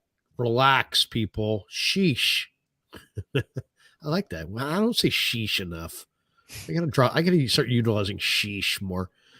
Titus Moeller, who's a regular, says, what's so bitterly disappointing is that everyone agrees we're stacked with talent. A truly good team shouldn't look so poorly in a 3-game stretch, right? Yeah. 2021. But are they as stacked as people say? Maybe people are overrating this talent. Brand New says, is Purdy elite? I don't know if he's elite, but I think he's clearly the best quarterback they have. I think he was the best quarterback they've had. I think he's the best quarterback they've had since Steve Young. And I'll stand by that. I really believe that. We got this one from Oscar Zamora. He says, trade for John Kitna. Nice. We got this one from Greenlaw. Give me my unsportsmanlike flag, brother Bob. Kevin, tell your old man your tweet about Brock Purdy equals Jimmy G. Kev? I said Brock Purdy has back-to-back games with Jimmy G like picks. Scary. Oh my God. It's true though. I mean, he's had 2 really ugly picks that are just like at the end of the game when they need a touchdown. Let's mute. I mean, Kev. We have to mute Kev. I mean, that's just I can't have him, all your money next month, forget it. Hopefully you get a scholarship. And one more comment like that, and we're not gonna pay the rent, and that's it. You're just done. You're done at Cal Poly. I'm streaming from outside next time. You see him next week. He's on the curb. I honestly, my reaction, I remember there was that video over the summer that was it was like, oh, shocking. Purdy equals Jimmy G. They're the same guy. And my reaction to that was I'm cool with that. He's $800,000. If he's Jimmy G with more mobility, that is still win per dollar, the best deal in the NFL, except for Patrick Mahomes. I know. So let me read you. I think he's better. I think he's better. Yeah. Go ahead. The idea is that like they should be is that they don't need that much. Like that was the idea. They don't need that much from their quarterback because the team is so freaking stacked and the defense is so freaking good and the rest of the offense.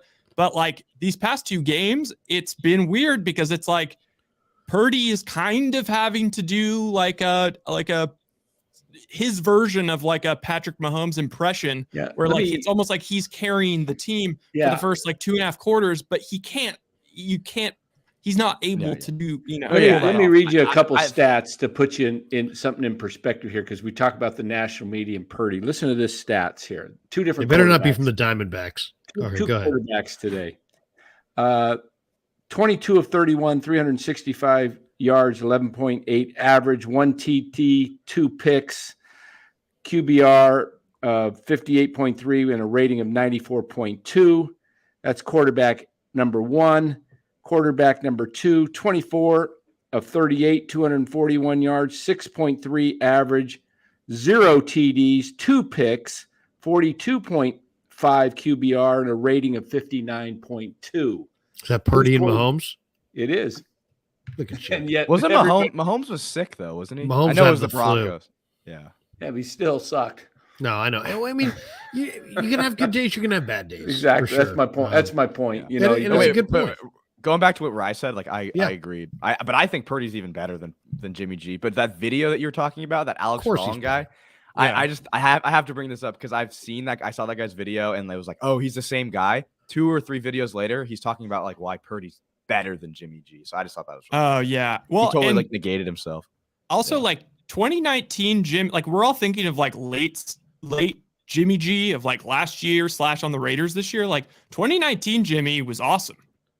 In my opinion, I thought he was great that year. I mean, they went into Cincinnati. The Bengals really good. I thought he was great last 300 year. 300 yards, 3 touchdowns. Messed up the foot. Yeah, my thing with Jimmy was always just his health. One thing about Jimmy, if you said what was Jimmy's greatest attribute, his greatest attribute was overcoming adversity that he created. I mean, that to me was his greatest attribute. Also, I think if you looked at Jimmy over and you charted it over a 3-year period and actually watched the all 22, what you'd really find and like study his spray charts, he was totally not throwing the ball outside the numbers or down the field anymore. So you got to keep testing the boundaries in the NFL. Otherwise, once you don't want to throw it there, the receivers and the defensive coordinators know it. They cheat to the middle.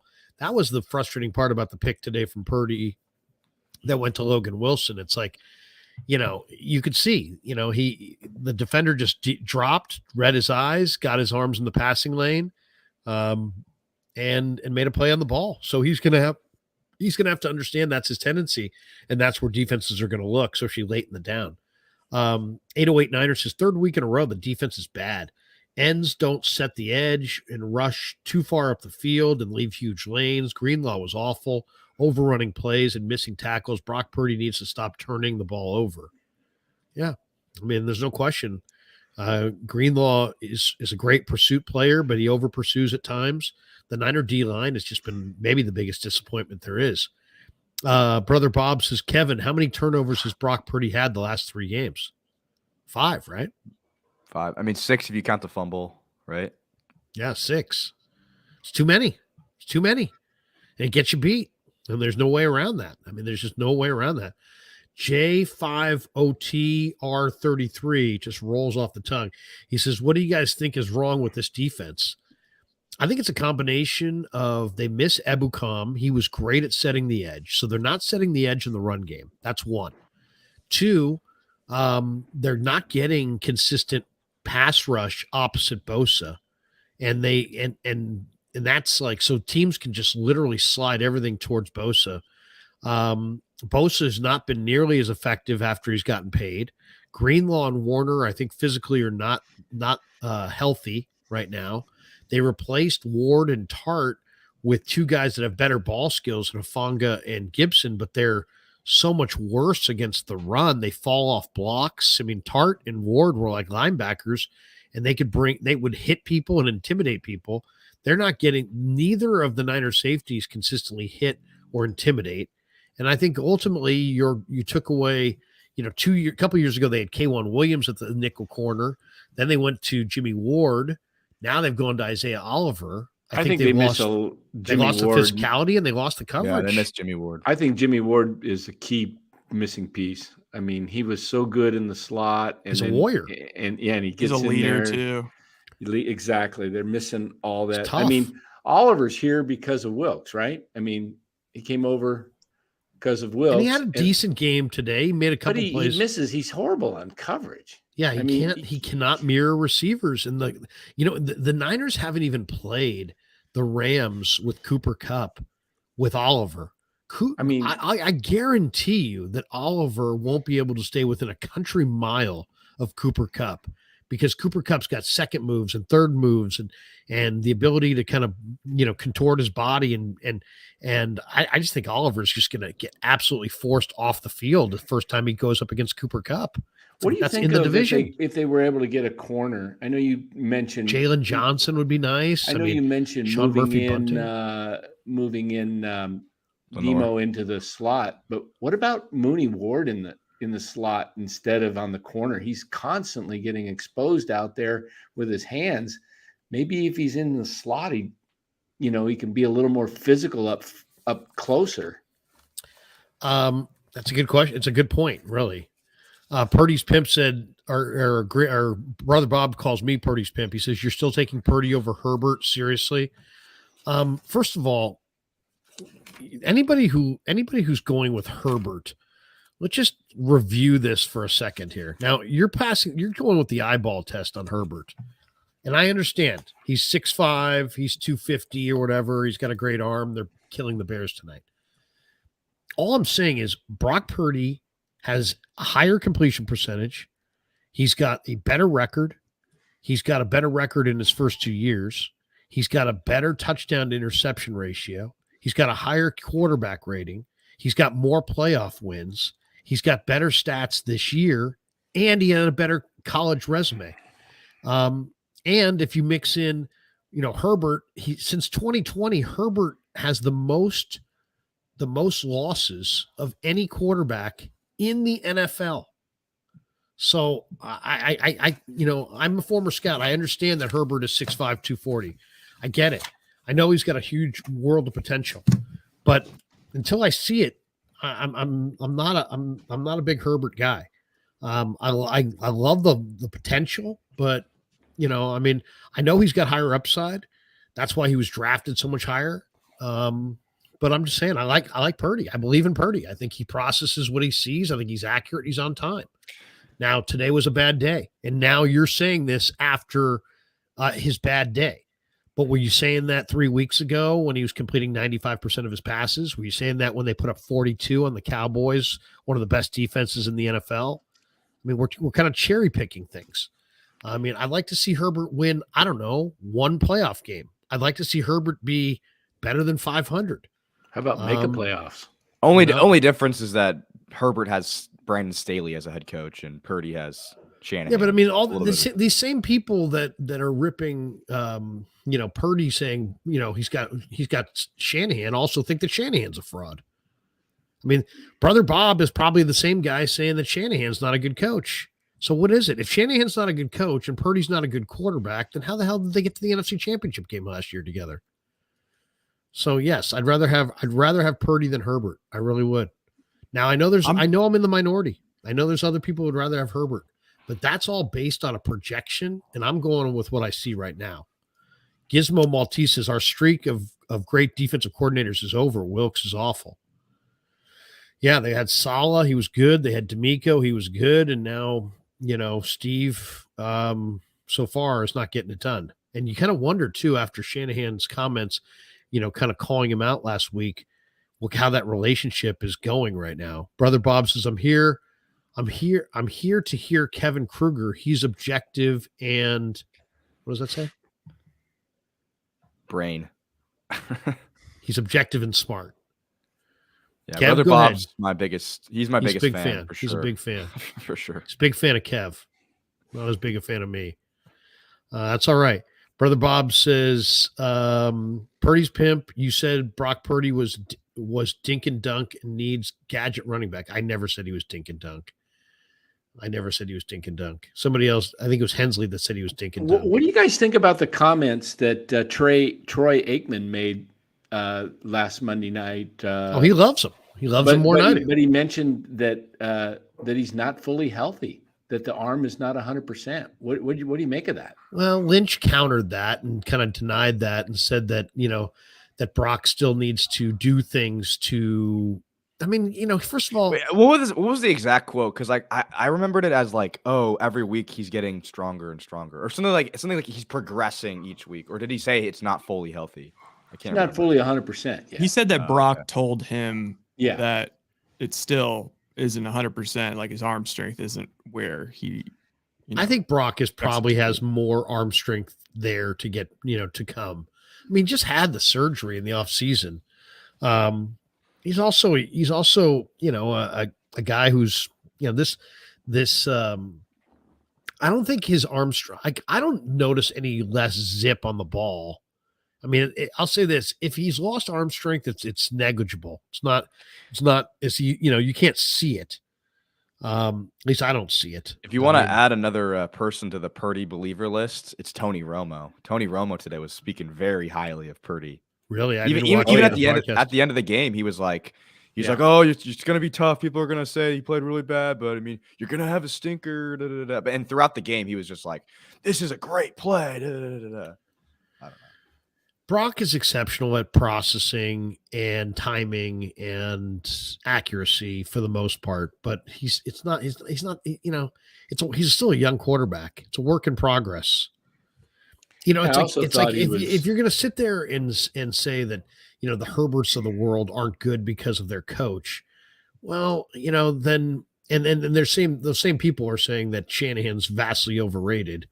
I think you got to give Purdy the same amount of time to kind of show what he's got and settle into the league and make some mistakes. I'll say this: you always have to look at everybody for what age they are and where they're at in their career. If a guy's a rookie, you grade him on one level. I mean, look at the way he played as a rookie, and look at the poise that he's played with. Look at the playmaking ability. I'll say this: his teammates believe in him. They really do. He's still technically a rookie when you consider games played. I mean, he hasn't played a full season yet. But today he was not good enough. Yeah, what do you guys think of the fact that, he looked like he was running for his life a lot back there. The O-line was really, leaking oil. I didn't see any that I recall, any screen passes. Did you recall any screens that were attempted? I didn't see one either. Not from the Niners. It's like he was getting constant pressure. He was stepping out of would-be sacks that Jimmy would have been sacked for sure. He kept plays alive. He scrambled for yards. At that point, when the rush is coming, why not call a screen or two to, slow that pass rush neutralize the rush a little bit. I agree. Yeah. Gold-blooded says both can be true. Our O-line is terrible, impacting Brock. Brock is a rhythm quarterback with a limited arm who has to have all things working. He's got to have a surrounding cast for sure. Bang Bang says, you're the one who brought up Lance, hence my super chat, but that's loser talk, right? Wasn't backing. You said Lance in your last tweet. I just read the chat. I didn't bring him up. I was reading. This wasn't backing up. Lance was saying, why are you bringing him up for no reason? Just don't. How about this? Bang Bang. Stop talking about Lance. Yeah, I think because you mentioned earlier in the show that, I was just reading it. I was reading it. Who was going to get the job done? Was it going to be Purdy, or would Darnold have made a difference, or Lance? No, it's obvious. It's not like, and so just mentioning Lance's name brings out people freaking out. People are immediately triggered. Brother Bob says, Ryan, yes, Purdy melted down. It's that simple. 100. The whole thing is, there's a lot. If your defense is dominating and you're running the hell out of the ball, take Jalen Hurts. When his defense is dominant and they're running the heck out of it, he doesn't have to do a whole lot. And he looks great. But then all of a sudden, if you can't run the ball and your defense is getting lit up and now you've got to make play after play after play, then suddenly there's a lot more pressure on you. It's as simple as that. And that's what we saw today.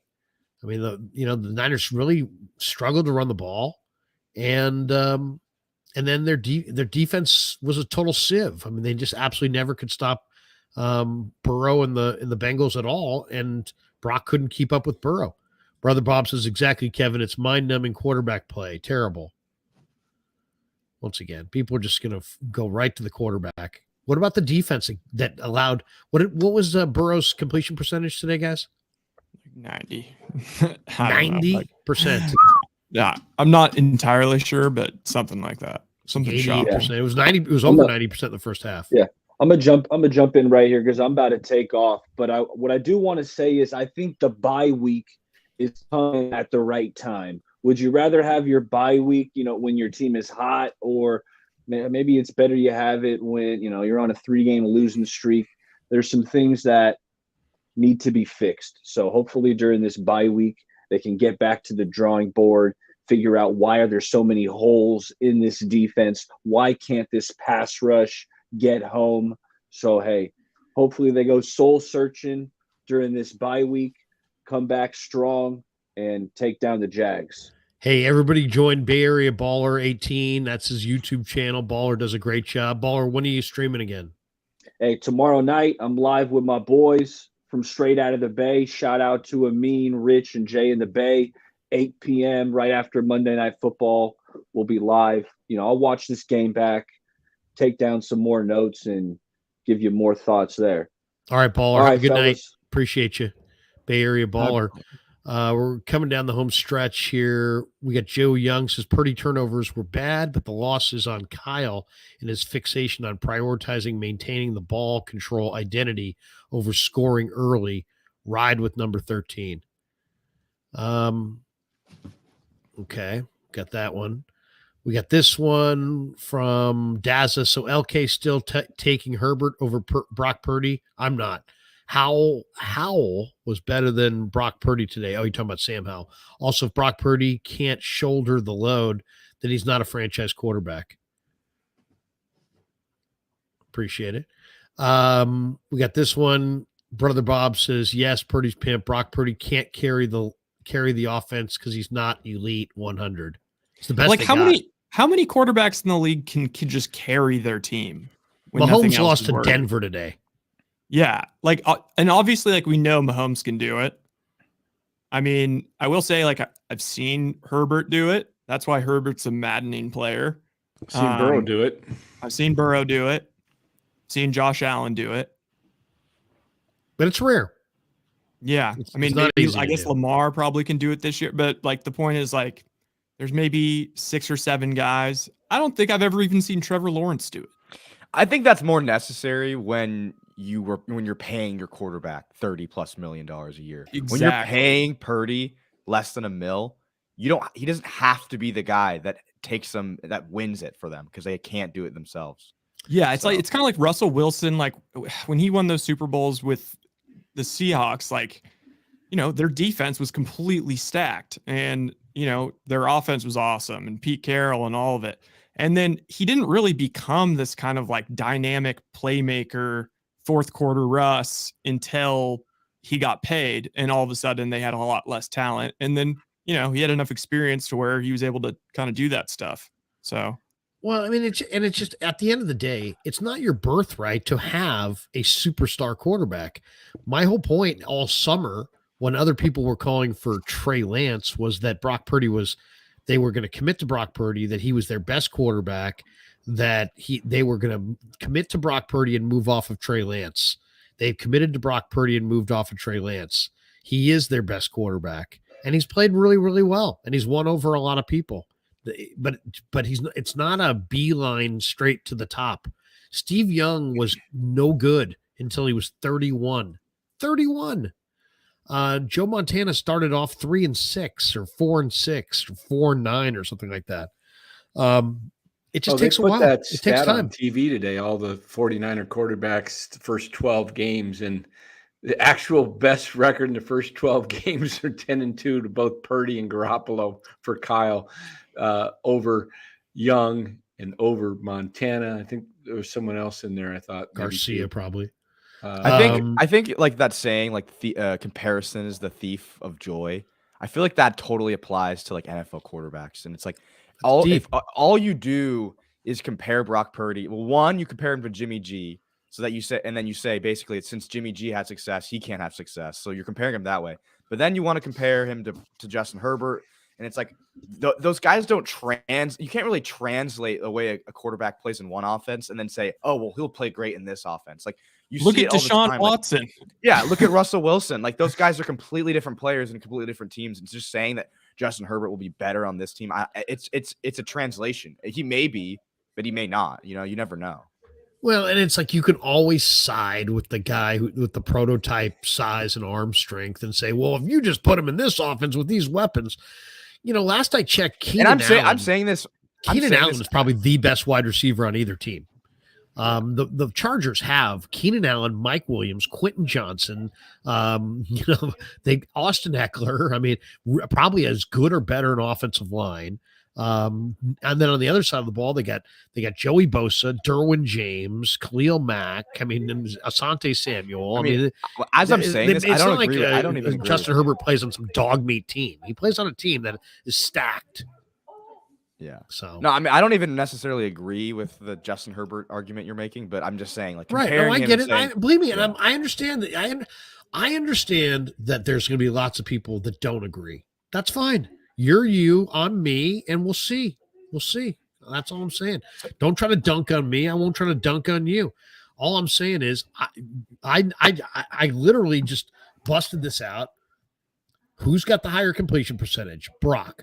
Who's got the better record? Brock. Who's got the better touchdown interception ratio? Brock. Who's got the better quarterback rating? Brock. Who's got more playoff wins? Brock. Who has the better 2023 stats coming into this weekend? Brock. Who had the better college resume? Brock.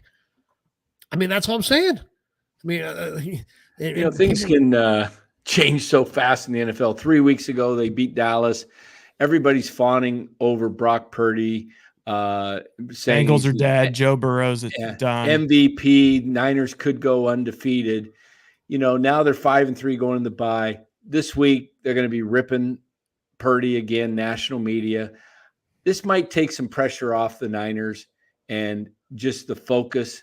And maybe they get their patented second half run. And hey, if they go 6-3 or even 5-4.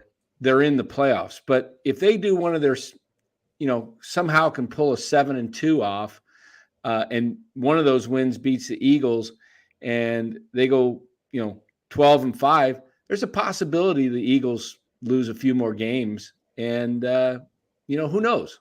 Let's just see where this goes. Yeah, just see where it goes. There's a lot of things that can happen.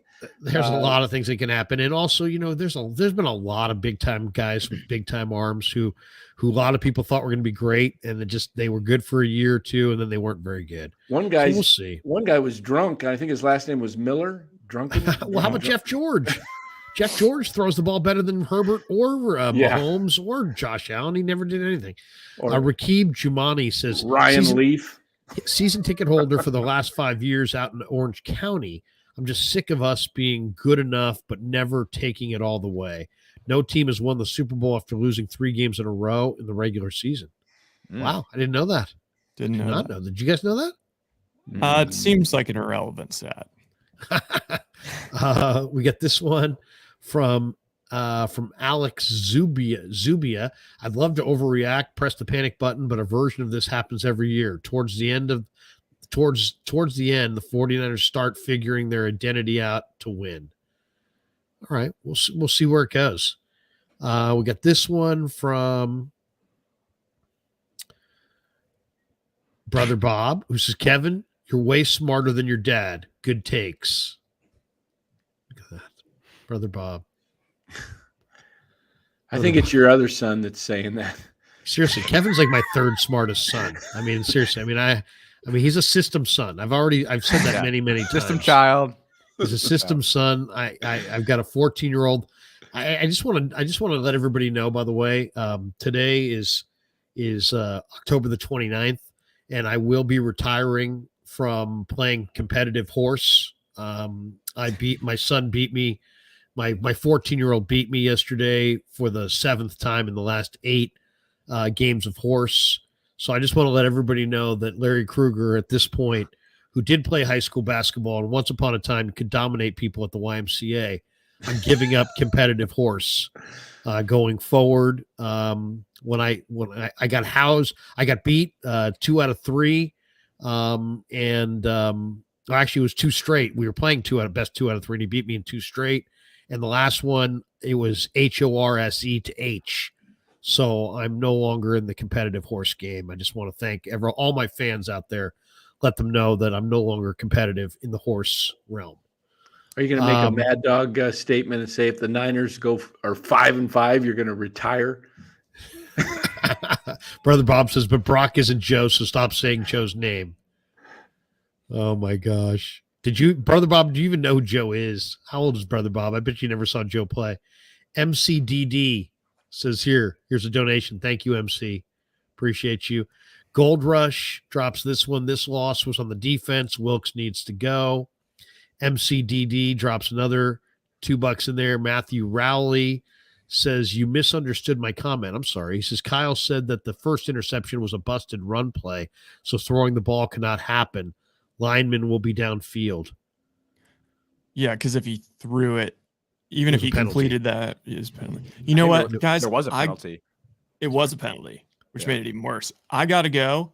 I also wanted to say I've been squatting. I'm squatting on a take. I'm just kind of putting it out there a little bit at a time. You're squatting on a take? I'm squatting on a take. So my take is that Luka Doncic is the NBA's Justin Herbert. Now, what do you think about that? That he's like talented and everybody talks him up, but he's never going to win. Right? Did you tweet that? Yes, came in the game immediately, was like an A- player. Everybody every year wants to pick him for MVP. All of the like football nerds online freaking love and worship at his altar. But at the end of the day, it's like, oh, Jalen Brunson's the problem. He's not a good enough number 2. And then Jalen Brunson goes, and now he's like literally the man in New York. And all of a sudden you bring in Kyrie, and now you missed the playoffs last year. And now it's starting up again this year. So Rise channel is West Coast Bias on YouTube. Rye, when are you streaming next? Probably tomorrow. Dang, we did a college football show for the first time. Because I went to the Colorado UCLA game. Oh, you did? Yeah, great backdoor cover at the end. Shador got thrown out of that game for like nothing, right? Yeah, that was the weakest injection I think I've ever seen in my life. It was absolutely, and he laid 2 people out. He was sick. But what was the final score in that game, by the way? Because that was they killed him, right? They killed him, but they did cover the 15. I want to say maybe they lost by 14. I was so frustrated in college yesterday watching Cal. Watched it. But anyway, the guy I had on my show, super locked into college football, 7-2-1 on his picks. And he even gave it to the people. So we had a couple people watching, and they were like, well, give us a parlay. And he gave us 6 leg, all no money lines, all spreads. Went 5 for 5 and then lost the 6th, the Oregon State game, which, by the way, was a shocker. And how about Arizona? What the hell? I had Arizona. You did? Kev, did you win your bet? Kev took Oregon yesterday against Utah. I crushed them. Oregon looks like one of the best teams. Well, Utah had their 3rd-string quarterback, and they were just terrible. I was 0-4 today, though. That's today. I really hope today. Or 0 for 3 for 1. Like one push. 3 losses. Mm-hmm. So yeah, today was a shit show. Right. Good to see you, man. What's your baseball hat, by the way? What is that hat? That's Curry. This is the Curry brand. Ooh, I like that. Curry brand hat. I only had to it was like $40 and I had to pay like $10 in shipping and handling. Under Armour need to figure their shit out. Now they've got like De'Aaron Fox signed to Curry brand. And still, it's like they're out of all the sizes. Like there's not that much cool stuff. They don't come in tall sizes. So Nike would never. They'd be feasting. So yeah. All right, Rye. Good seeing you, brother. Good seeing you. We'll talk to you next week. See you, Rye. There you go, the great Rye. We're coming down the home stretch. I promise. We're almost wrapping up here. 49er Fever said just came in right now, but XXX # Fire Wilkes XXX. God, a lot of people are gonna A lot of people are anti-Wilkes right now. It's be a rough night for Wilkes. Matthew Rowley says, I thought Purdy played great for 3 quarters, but good quarterbacks step up in the fourth. They don't regress. Purdy regressed at least for 2 weeks in a row. Can't deny it. Can't deny it. Had 2 big turnovers. There's no denying that. Casey Two Bears says, Larry, you said it yourself. He can't carry the team on his shoulders. He cannot be Jimmy 2.0 with the boneheaded interception or the turnover. I think he's really a lot better than Jimmy, but I don't think Brock can carry the team by himself. I'm pretty confident that he can't. And I don't know, as Rye said, there's very few quarterbacks that can. Anon User says, Kyle Shanahan is too conservative. He's so smart. He knows when the chances are less and won't take a chance. He needs to show that he believes and take a chance. Okay. I think Kyle's a great coach, but I can hear the criticism for sure. Frank Tom Ocean says, great show. Thanks, everyone. Thank you, Tom. Appreciate you. Brother Bob jumping in here again. He says, actually, Purdy's pimp, 3 weeks ago, you said you would take Herbert. No, I know that Herbert's a bigger talent than Purdy, but I like Purdy. And I would ride with her. I'd ride with Purdy. I like Purdy. Now, I gave you a list about a month ago when I was on with the coach. And I gave you a list of who I thought was better than Purdy. And Herbert was on that list. But at the end of the day, it's all about winning games. And I'm confident in Brock Purdy. And I'm confident, and I continue to be confident in Brock Purdy. But I have Brock Purdy 8th. Coach said he had him 15th. Coach said that he'd rather have Tannehill than Brock Purdy. I said, what the heck are you talking about? Now I'm saying I'd rather have Purdy than Herbert, and lots of people are telling me, what the hell are you talking about? So I get it, and at the end of the day, I'm not, if I'm wrong, I'm wrong. If I'm right, I'm right. JD joins us in the house here. JD, good to see you, brother. Come on Friday says Wilkes needs to go. More his style conform isn't working. Okay.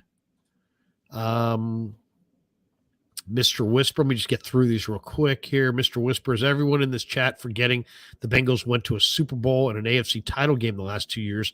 This was a good test to expose weaknesses against a strong opponent the Niners could see again. Hey, that's good perspective right there. I also we talked about this early on when the Niners were 3-0, 4-0, 5-0. Where's the spot that they can, we thought Danny, you called this 2 months ago. I called this 2 months ago. I said, this is going to be a very tough game. Bengals coming off of a bye, Niners off a 6 short week, coming back from Minnesota. This, to me, was the toughest test on the schedule.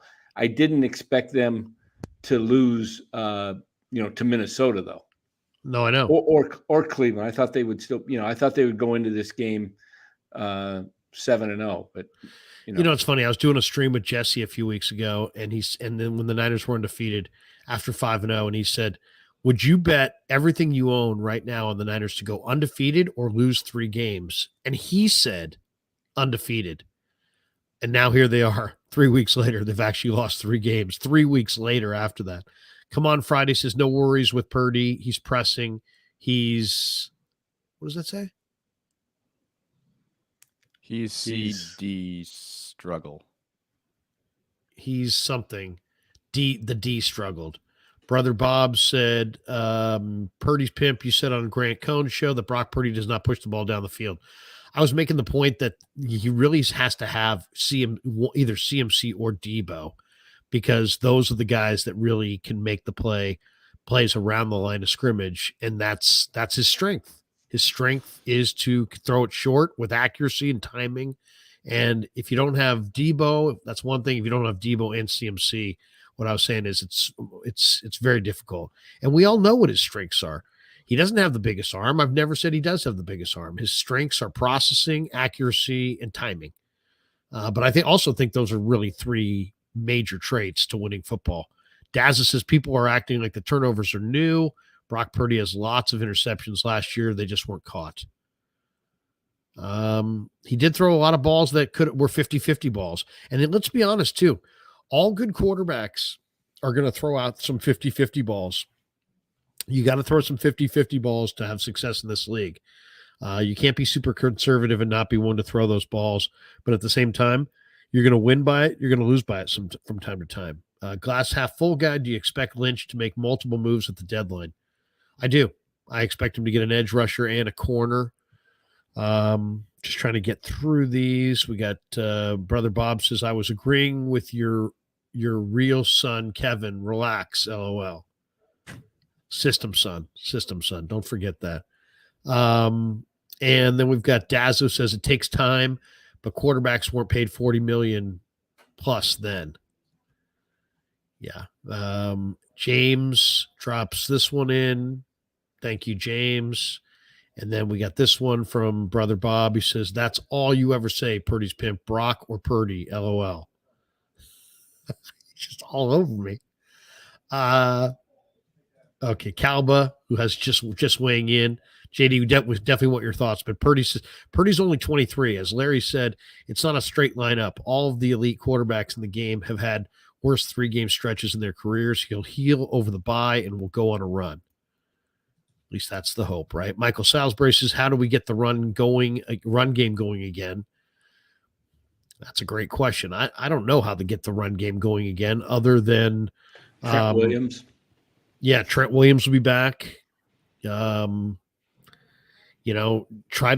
to, hopefully get, I'd like to see, I hate to say this, but how about a little Jordan Mason? Is it maybe, can we see a little Jordan Mason? I know he's kind of buried on the depth chart. I wouldn't mind seeing. I also think when Debo comes back, you're going to be able to do some of those reverses. I mean, they're stacking 5 right in at the line of scrimmage, and the Niners can't run between the tackles because they're going up against people who are stacking. I think when Debo comes back, the playbook opens up a little bit more.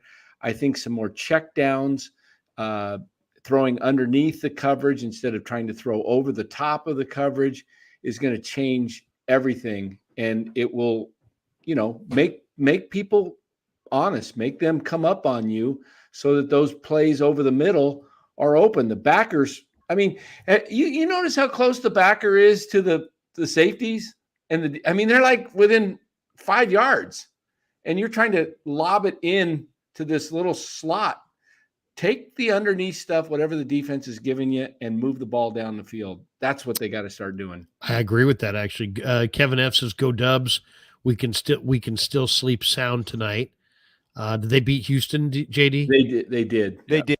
Yeah, they were down in the middle of the fourth, and then Curry went off in the final 6 minutes. Four threes. 3 more here, and then we'll get to JD. We got this one from Can't Get Right. Says, fire Kyle Shanahan, 0-40, when down 5 points in the fourth quarter. That 0-4, it was 0-20. It keeps growing. I've noticed in this chat. It was 0-29. I've seen that. 0-30. I've seen that stat, and I also saw someone else say something like, hey, like if you look at like all these other coaches, they have a terrible record with that like scenario too. It's not really like a Kyle Shanahan. Well, by the way the scenario lays out that it's going to be a bad record, but 0-40 is bad, is worse than bad. 49er George 365 says, shout out Larry and JD. Met JD in the airport coming back from Minnesota. Super cool dude. Adds really good takes to any show. Appreciate you all. Oh, JD's the man. Are you kidding me? JD and I go back to 1140 in the Krugen County weekend extravaganza. Glass half full guy says $1.99. Here's my contribution to sign Yamamoto. Danny, by the way, I think the beat writer from the San Jose Mercury News from the Giants was here today. He's off now. He's moonlighting, doing Niners. And Jamie Nesta says Shanahan is 0-37 when the team is trailing by 8+ points in the fourth. See, the number changes all over the place. All right, now we got through all the super chats, and I would have to say, and this is just a guess, and maybe you guys, Danny streamed with me the most, JD has streamed a ton, Kev, you're kind of the boss of the channel. I would have to say that today's show is probably the most super chats we've ever gotten in a show. Man, these losses are good for the show. I would say that this is far and away the most. Now we feel like it's because it's all the finger pointing. It's all the finger pointing. It's like what was the reason? Hey, my Giants shows were great when they were stinking up, man. It's just the more cashing in on Kapler's cash in, demise. man. Keep losing. Kapler sucks. Here's $1.99. JD, what did you think of the game? JD and I sat a couple seats apart from each other, so I kind of know his takes on the game. But JD, what was the 95-7 the game post game like? What was the dialogue over there? Was Wilkes getting roasted? Was it the defense? Was it Purdy? All three? Who took the lion's share of the blame on 95-7 the game? Well, the question is who to blame, and I think that's exactly why you're getting so many of the super chats. It's exactly like the phone calls on a good post game show after your team loses. Yeah, is what you're dealing with. But it's a lot of the defense, and by an extension of that, Wilkes. And then Purdy. For me, it's more today about the defense than it is about Brock Purdy. Now, if anything, you want to have a takeaway from Purdy, it's, things are looking a little bit different with, yes, a playmaker and Deebo Samuel taking away a left tackle and Trent Williams taken away, although I don't think that not having Trent Williams the last couple of games, I think for the most part that Jalen Moore's held up and the 49ers have been able to protect overall. But to me, it's the defense. I mean, they got shredded. And look, it's a bad matchup. Larry, we were talking about it. The Bengals have a good quarterback and really good skill players, 3 excellent wide receivers. They have a good running back.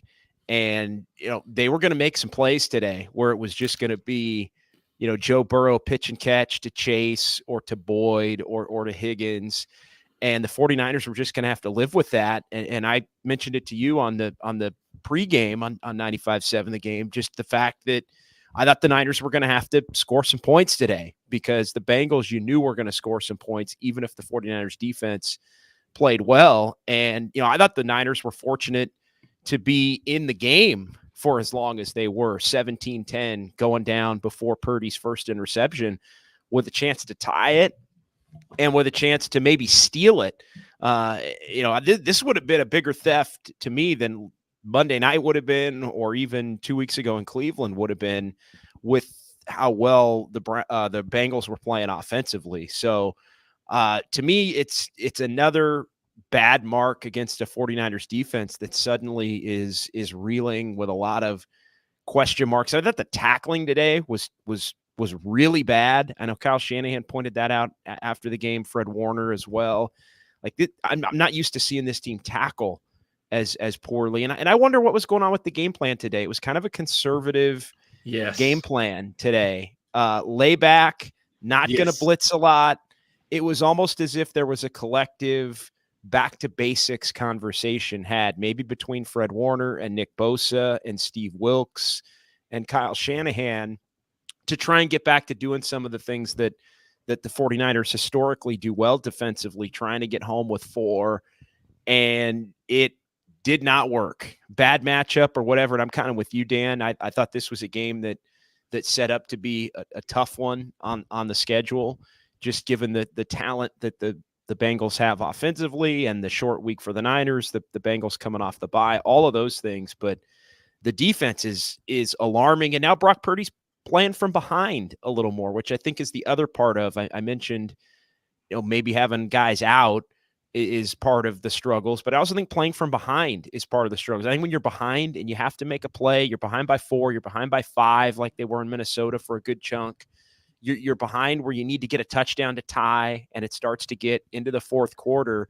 And I think that's when quarterbacks get sped up a little bit, thinking they have to make a play. I mean, look at the first interception was basically Brock Purdy saying, hey, I missed the handoff. And then rather than just take the loss, I'm trying to make something happen. And it turns into an interception on a play that at best would have been a penalty because they were run blocking down the field. Right. On what he was going to try to turn into a pass play to Elijah Mitchell. Got a question for you on this, JD. In the post game, number one, your thoughts, and was the question brought up when the Niners were down by 2, 24-10, 12 minutes to go roughly? They just go into this huddle, and I'm talking to somebody else on the phone saying, man, they need to go into a hurry up. They're playing the Bengals. This is, the Bengals aren't going to just sit on the ball and allow them, you You're going to need at least 3 possessions. And they set it up so they only had 2 possessions. Well, what was the thought, and what did Kyle mention? Was that brought up in the post game? It wasn't asked today. It has been asked in the past. And Shanahan has a little bit of a different perspective on it. And I'm with you, Dan. I thought, all right, you got to go fast. To me, you want as many possessions as you possibly can when you're down. Shanahan's explained it, again, not today, but in the past when it has been asked, as his view on it is there's going to be 3 possessions. Ours, theirs, ours. We got to score, got to get 1 stop, get the ball back and go score again. He doesn't view it as 5 more possessions, 3 for the Niners and 2 for the Bengals maybe and all that. And I think it's he views it as you got to make sure you go down and get the first one.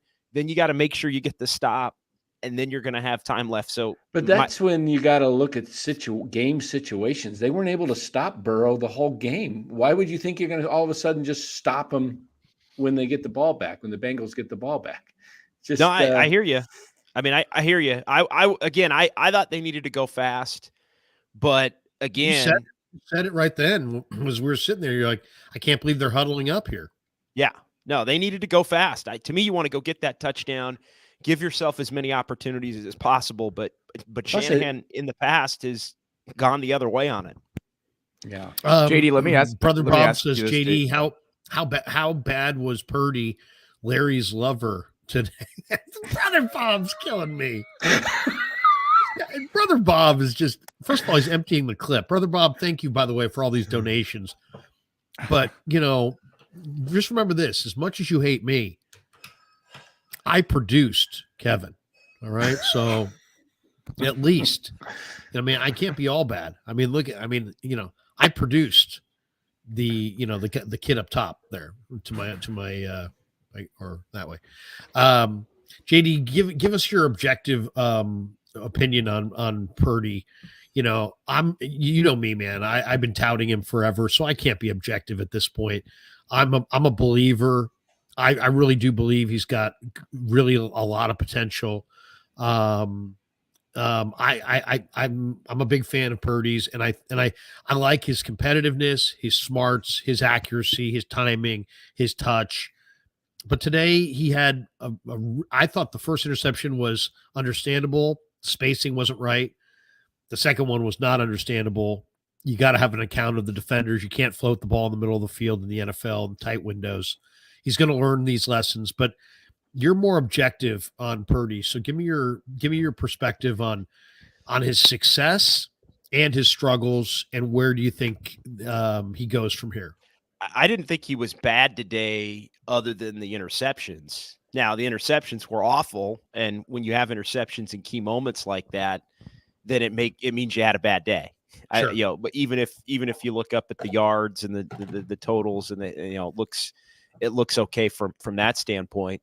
But and I think it was really similar to last week. Like, I didn't think he played badly last week either. But then you get down to the fourth quarter, and there's the one interception that was more explainable than the other. But it's 2 interceptions in the fourth quarter when you're playing from behind, trying to come back and get a win. And really, this is something new because the 49ers have been used to being ahead. They've been used to running the ball a lot, and the defense is playing well, and they're building these leads, and they're playing these games from a position of advantage.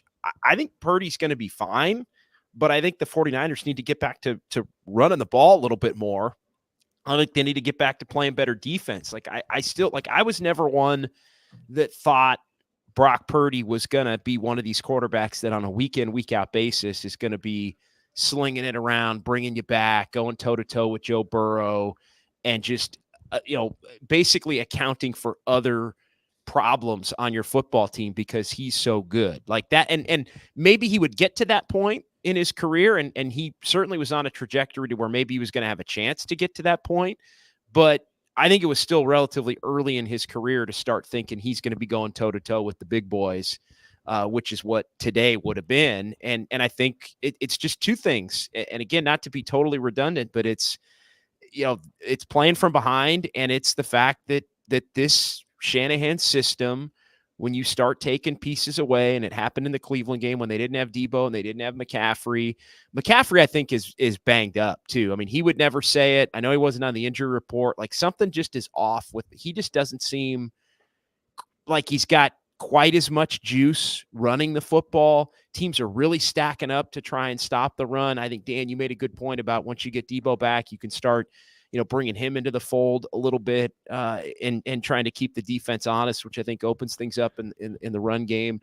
So I think it just comes back to needing more balanced football, top to bottom, better defense, more of a running game, staying ahead of, playing from ahead a little bit more. And again, that's not to say Purdy isn't going to be able to come back. And I mean, he did it against the Raiders last year.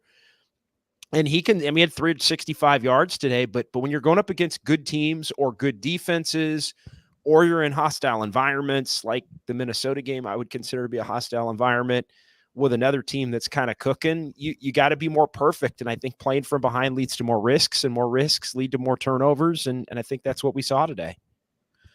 Couple last thoughts here. We got this one. This one kills me. JM617. I think Trey Lance would have won this game. He showed in the preseason he was him. Oh my God. Now you're just absolutely, now you guys are just poking me. Dazza says, forget about the Super Bowl. We might not win the division. Joe Young says, brother Bob, time for bed, bud. Have a glass of water and keep the Advil handy. Purdy rebounds in Jacksonville. Way to stick with him, Larry. Yeah, I'm going to stick with him. I'm just going to. And then brother Bob says, JD, be honest. Do you think Purdy is a franchise quarterback? What is a franchise quarterback? I mean, he's yes, this franchise's yes. best quarterback. Right? Yeah, he's this franchise's quarterback right now. I mean, and I'm, but again, is he Joe Burrow? Played in the NFC Championship game last year. But here's the thing: is he Joe Burrow? No. Like today, and I'm not saying this was the game, because I think the 49ers defense wasn't good enough. But today, how many plays, Larry? You tell me, because to me there were 5 or 6, maybe more, 5 or 6 plays that Joe Burrow made where it was just Joe Burrow is an absolute stud, and either it was a dime in a tight window to Chase, or it was the quick pump fake and I'm throwing a fade, or it was the first series he trucks his way off of Eric Armstead and Nick Bosa and throws a freaking dime for a first down. Kyle Shanahan mentioned he thought that was kind of a bad tone setter for the whole day, the fact that they were able to pick that up on 3rd and 10. But again, Burrow all day long did things that a big-time elite quarterback does. Is Brock Purdy on that level? No, he's not on that level. But so I think that you have to go into what your definition of a franchise quarterback is. Is he elite? Is he top? Is he Mahomes? Is he Burrow? Is he one of those guys? No, he's not. And I don't think anybody could have said, even if you think he's pretty good, I don't think anybody could have said up to this point in Purdy's career, no matter what you had seen, that he was one of those dudes already. Like, maybe he was getting to that point where we were starting to wonder if he could be, but he's not one of those guys now. No. I mean, those are the elite of the elite. And those guys were, Joe Burrow was the first pick in the draft, and he was the last pick in the draft. But we're talking about 5 or 6 guys, though, right? In the whole league. We're talking about a very select group.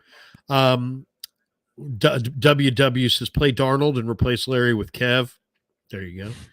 Nice. And then Dazza says, better question is, would you pay Brock Purdy $40 million? Good thing is you don't have to answer that right now, because the Niners don't have to answer that right now. They've got time. So yeah. Okay. And then Brock Purdy's pimp. Brother Bob says, JD, be honest. Would you take Purdy over Herbert? I'd take Herbert. He'd take Herbert. Yeah, I'd take Herbert. I think Herbert's got he's got all the tools. He's having a good night tonight against the Bears. I would hope so.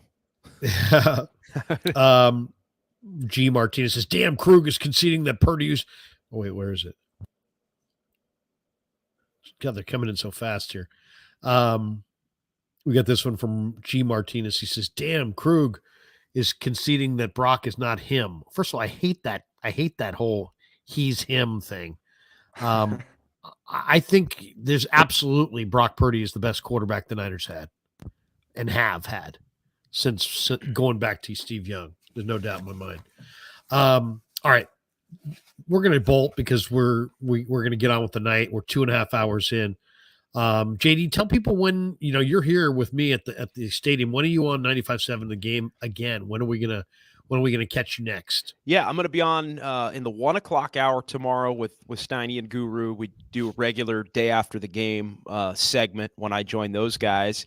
And then, of course, it's Warriors basketball season as well. Tomorrow, Warriors got to win tonight. They play the Pelicans on the road tomorrow. And so I'm going to be on with Warriors wrap-up after the Warriors and the Pelicans, taking calls and breaking that game down. Tomorrow, look for me about 7:30, 8 o'clock on 95.7 The Game, talking some dubs as well. And the Warriors tonight, let's me just perusing that box score. Did Trace Jackson Davis get any run? No, DNP coach's decision. Now, Draymond was back, and Chris Paul came off the bench. Those were the big highlights, and then Curry went off in the final 6 minutes.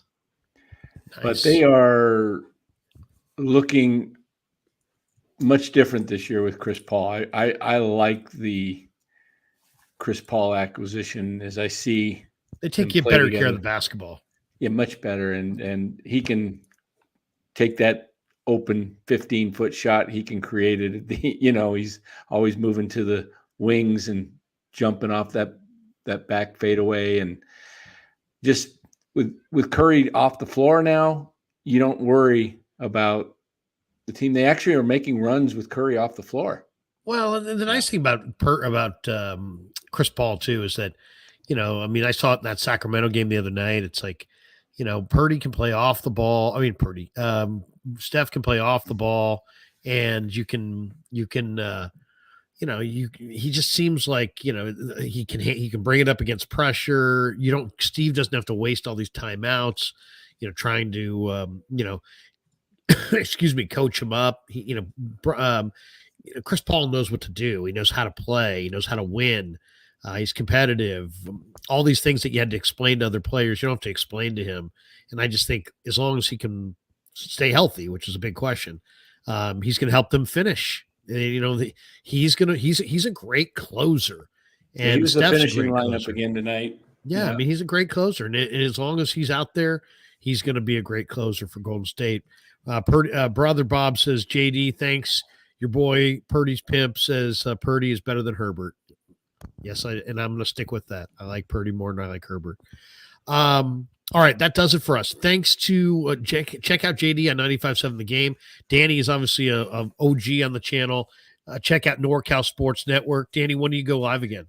We'll go on tomorrow night after the World Series. Put the World Series hat on there, the Boch. How about the Diamondbacks winning game 2? Yeah, right?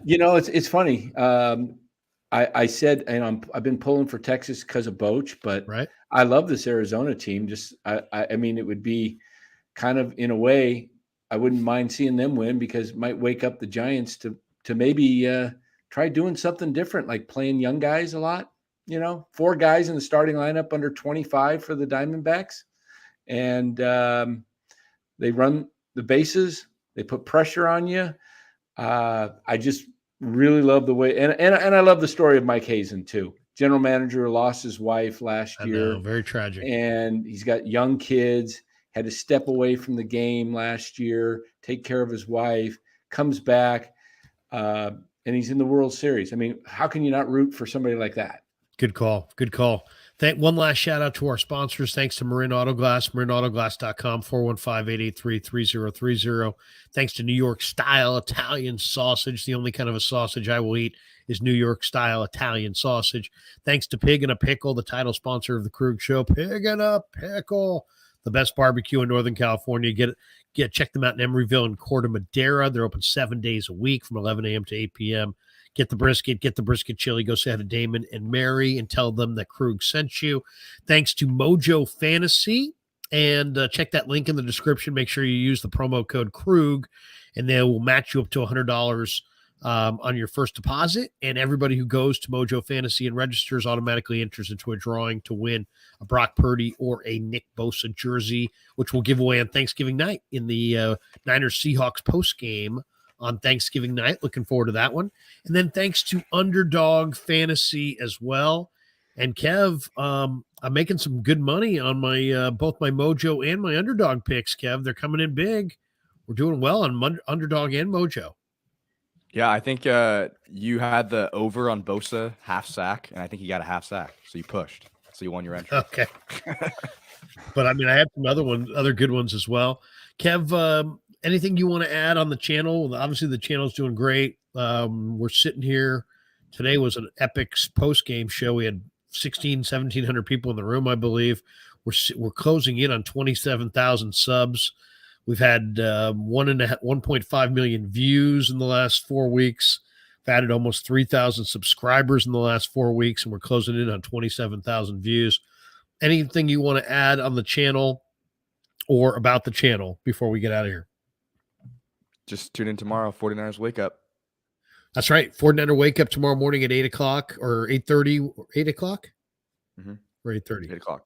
8 o'clock with Damon and myself on my channel and his channel. JD, good to see you. Danny, good to see you. Kev, have a great night. Thanks to everybody. Appreciate everybody. Have a great Sunday night. Man, if you just tuned in, this was a kick to the gut, man. The Bengals were just better than the 49ers today. Joe Burrow was fantastic, and Brock Purdy threw a couple of interceptions late, and that's how it goes. Have a great night, everybody. Yeah, never met a man I've been scared of. Careful, you